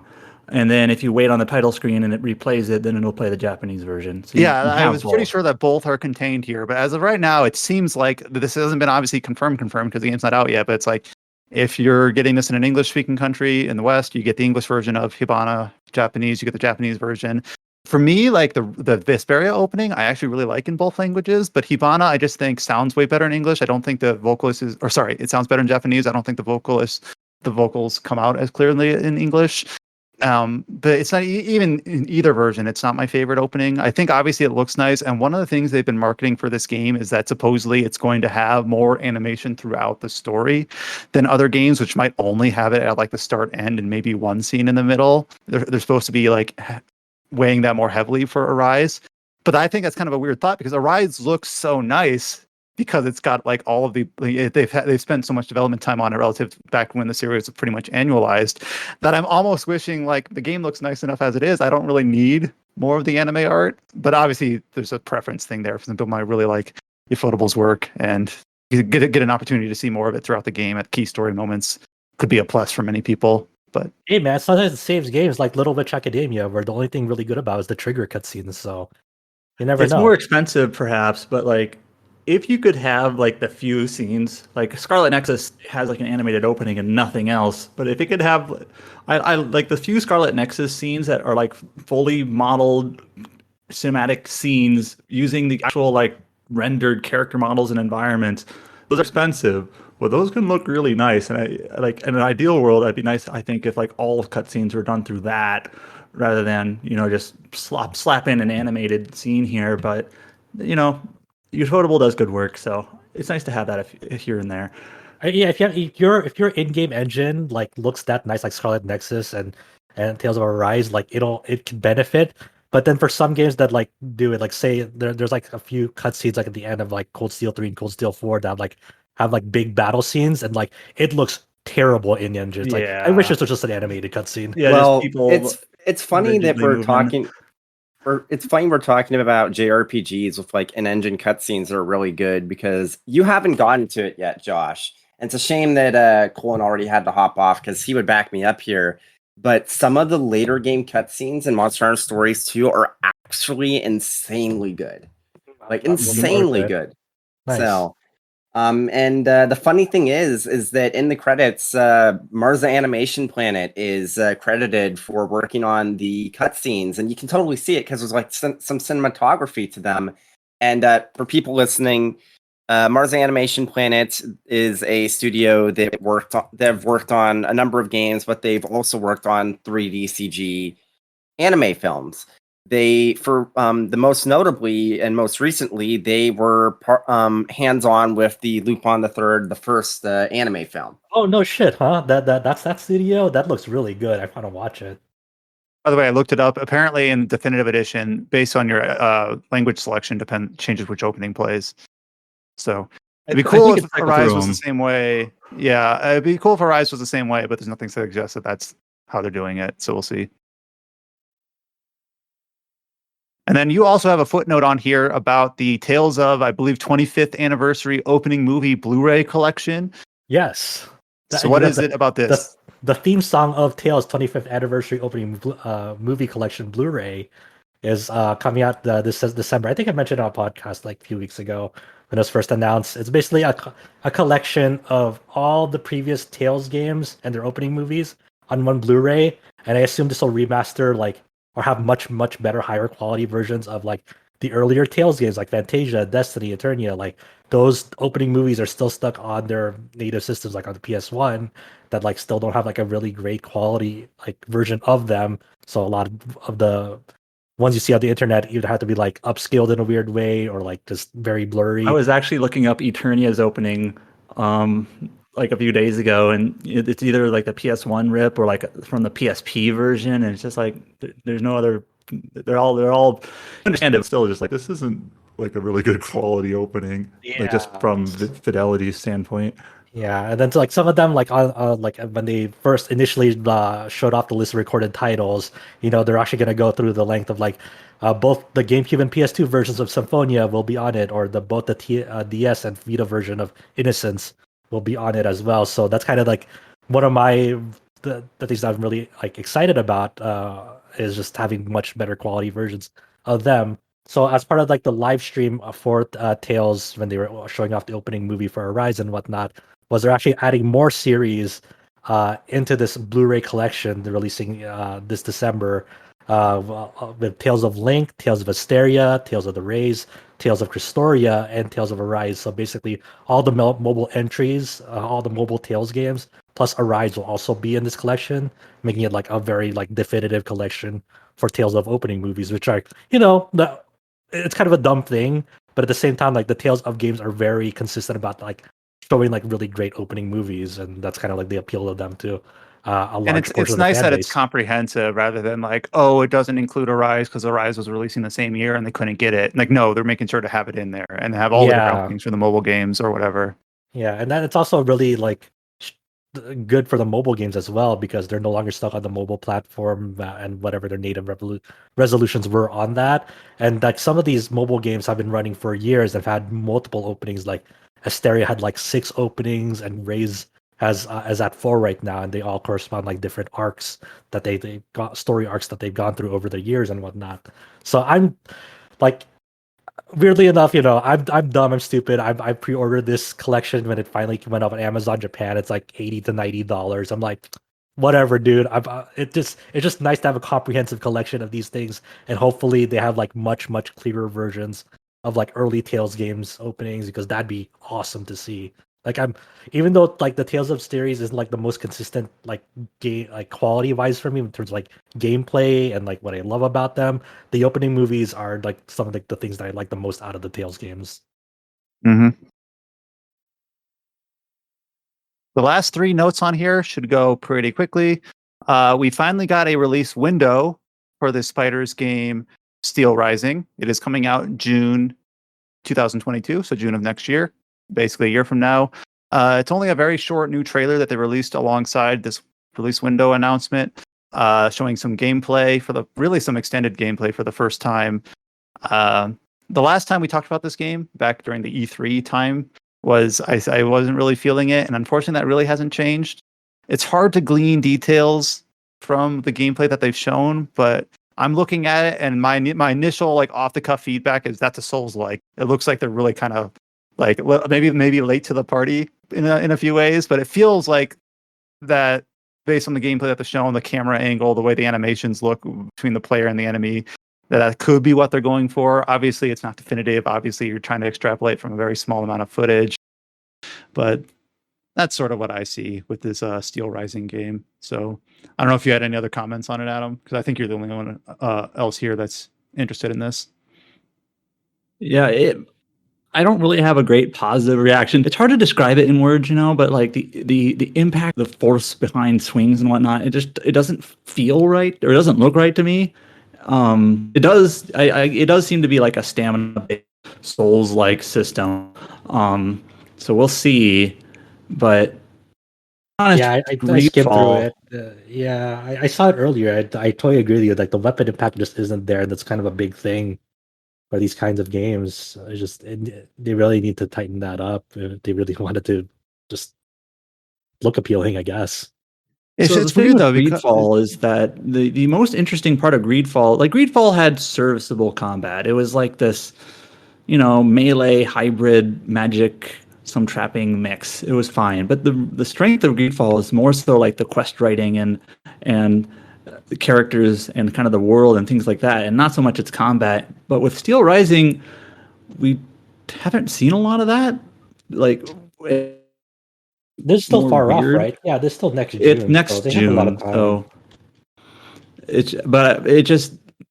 I'm not as interested in the game because the premise isn't as interesting to me. Like when you have like Greedfall, it's like, okay, it's like a colonial setting. You have different factions with, some factions are pure basically evil colonial factions, but then you have like different sects of people and different like views of the world, and like this plague that's basically the conflict that has to be solved, and that's like the interesting part of the game. And then here it's like we just haven't heard enough in terms of you're an automaton robot thing. You're in like the French Revolution. You're like appointed by the monarchy. Like you're like a soldier for the king, which automatically makes you like, am I the baddie or whatever? But also like Greedfall when it came out, it invoked a lot of comparisons to BioWare. Like you might say like it was a poor man's BioWare or whatever, but it seems like that was their strength. Like that's what a lot of people thought they were like getting out of this game that BioWare wasn't providing.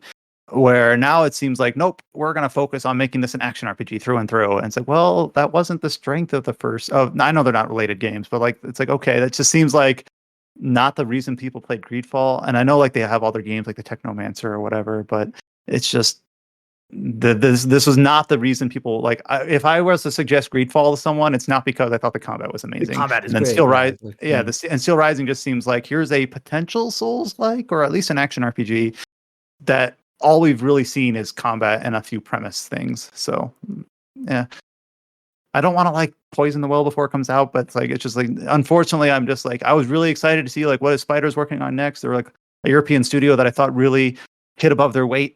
When Greedfall came out, and now I'm just like, oh, I'm not feeling this. So yeah, I mean, it's still next year. Still have a lot of time, so we'll see if it. Yeah. All right, and no more Debbie Downer. It'll be great the next time we see it. Okay. Two tiny other footnotes. Pre-registration is now open for KonoSuba, God's Blessing on This Wonderful World, Fantastic Days. Yes, that's the whole title. This is the mobile game that originally released early last year in Japan. Releasing sometime later this year in the West. That's the version you can pre-register for. Nexon is the publisher. Yeah, the at least on the side. The asterisk is Nexon is publishing it, so user beware. Yeah, so the typical sort of pre-registration stuff where there's giveaways if you sign up, a few lottery winning some Razer hardware and stuff like that. Maybe you get some more roles in game. I'm not sure. I don't play these things, but you can pre-register. It's coming out later this year, but we don't have a date yet. A surprisingly busy month for like mobile game releases in the West. Like Atelier Online just recently came out with some weird. Oh God! Did you see the localization for that? I've seen some screenshots. That's literally the very first line in the game has a very noticeable typo.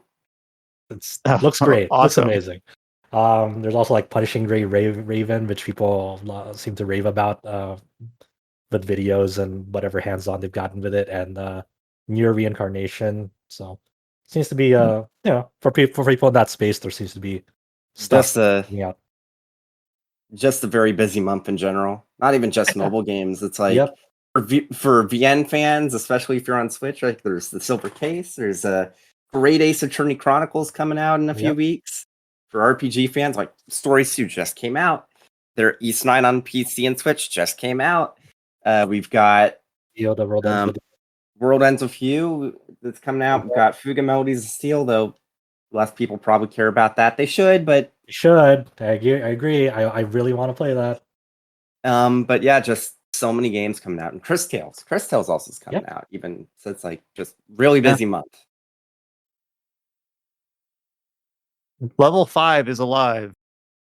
On the Level 5 website, they are listing positions, hiring for a new project such as game director, producer, programmer, 3D character designer, and more. Wait. Josh, you're the person that has a pulse on the mobile scene. You're telling me you didn't hear about what happened?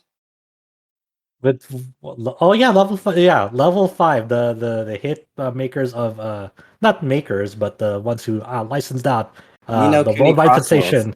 Yeah, the Ni no Kuni Crossroads, the mobile MMO that seemed to have no chance, and yet it's like exploding in China at the moment. I think like it's just doing so well financially. Literally a mega hit. It grossed over $100 million in 10 days. Is it a good because game? of the Chinese market? Yep. Yeah.